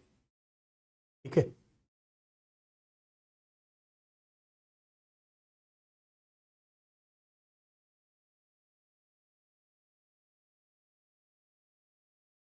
कल करेंगे बच्चा, ज्यादा है कूटनीतिक प्रबंधन में। ठीक है, तो हम लोग इस पर कल चर्चा करते हैं, आज यहीं रहने देते हैं। डन। कुछ क्लियर हो रहा है बच्चा? मैं मेहनत करता हूं, पढ़ता हूं, आपको समझ में आ रहा होगा कि डेली बैठ के करेंट अपडेट करना, ऐड करना, आपको दिखाना, आपको समझाने का प्रयास करना, जो एक शिक्षक का धर्म है, मैं पूरा कर रहा हूं। बट हमारा धर्म सार्थक तभी होगा जब आपके लिए उपयोगी हो।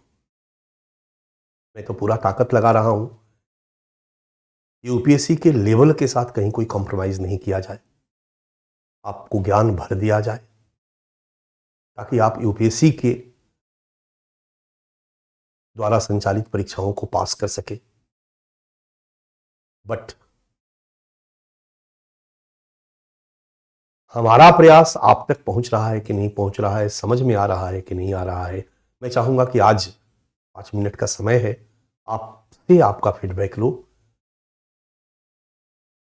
मैं आपकी परीक्षा में पास हूं या फेल हूं, मुझे विषय का ज्ञान तो है, लेकिन सबसे बड़ी चुनौती है कि ये विषय आप तक पहुंच रहा है, आपको स्वीकार है कि नहीं। क्योंकि ये फैक्ट है बच्चा, ये कोचिंग जगत है। इस कोचिंग जगत में मुझे सोशियोलॉजी पढ़ाने आता है कि नहीं आता है, इसका इवैल्यूएशन कौन करता है? वो छात्र जो सोशियोलॉजी अभी तक पढ़ा ही नहीं है। बट यूपीएससी के एग्जामिनेशन में आपकी सोशियोलॉजी की कॉपी का इवैल्यूएशन कौन करता है? जो सोशियोलॉजी का प्रोफेसर होता है। आपकी पॉलिटिकल साइंस की कॉपी का इवैल्यूएशन वो करता है जो पॉलिटिकल साइंस का प्रोफेसर होता है। बट कोचिंग जगत में हमारी सोशियोलॉजी के नॉलेज का इवैल्यूएशन वो करता है जिसको सोशियोलॉजी का एक भी लाइन का ज्ञान नहीं है। ये कोचिंग जगत की कहानी है। तो उसकी दिक्कत नहीं है, दिक्कत है कि आपको मजा आ रहा है कि नहीं, आपको समझ में आ रहा है कि नहीं, कम्युनिकेट हो रहा है कि नहीं। और मैंने पहले भी कहा है कि आप में भी अगर एनर्जी लेवल हो, आप भी मेरी ही तरह उत्साहित होकर पढ़ते रहें, डेली पढ़ें, इन सब चीजों को व्यवस्थित करें अपने दिमाग में, तो मजा आएगा मुझे पढ़ाने में भी और आपको पढ़ने में भी।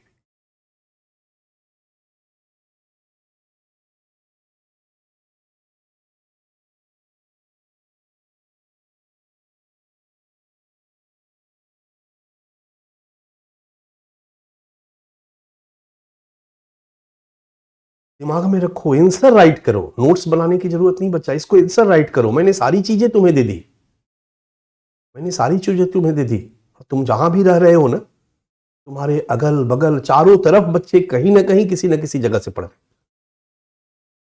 मैंने पहले भी कहा है कि कहीं से भी अपना नोट्स उनके नोट्स से मिला लो, कहीं से भी अपना कंटेंट उनके कंटेंट से मिलाओ। इंटरनल सिक्योरिटी का उनका कॉपी निकालो और अपने कॉपी को देखो, उनके साथ ओपन डिस्कशन करो, तब जाकर के समझ में आएगा कि तुम कहां हो और वो कहां है।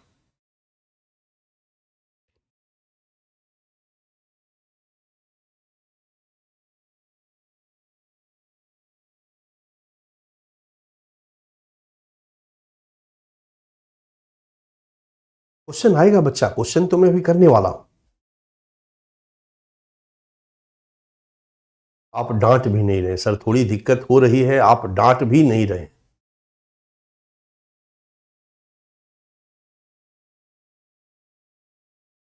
मैं क्वेश्चन पे जाऊंगा, बिना क्वेश्चन के मैं नहीं पढ़ाता हूं। इंडियन सोसाइटी पढ़ाया क्वेश्चन के साथ, ये भी आएगा क्वेश्चन पे। अभी मैंने सोचा था कि आधा हो जाए, स्थलीय सीमा जब मैं खत्म कर लूंगा तब मैं एक क्लास क्वेश्चन पे ही रखूंगा बच्चा।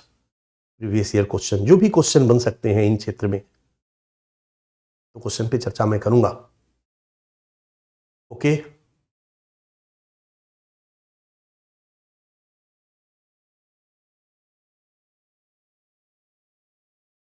चलिए, थैंक यू आज के लिए। कल हम लोग मिलते हैं। मेरे पास में था कि 2 घंटे कम से कम मैं पढ़ा दूं, 2 सवा 2 घंटे, क्योंकि 2 घंटे का टारगेट करता हूं तो कभी सवा 2 भी हो सकता है, 2:30 भी हो सकता है। लेकिन मुझे बताया गया कि शायद 2:45 से आपकी कोई क्लास होती है, इसलिए मुझे 2:45 के पहले खत्म करना है किसी भी तरीके से। तो कई बार 2:30 तक आते आते हमारा टॉपिक खत्म हो जाता है। दूसरा अगर हाथ लगाऊंगा तो कम से कम वो 40-45 मिनट का टॉपिक होगा, इसलिए कभी कभी मैं थोड़ा पहले छोड़ देता हूं। डन। So thank you. आपकी अगली क्लास कब से होती है बच्चा?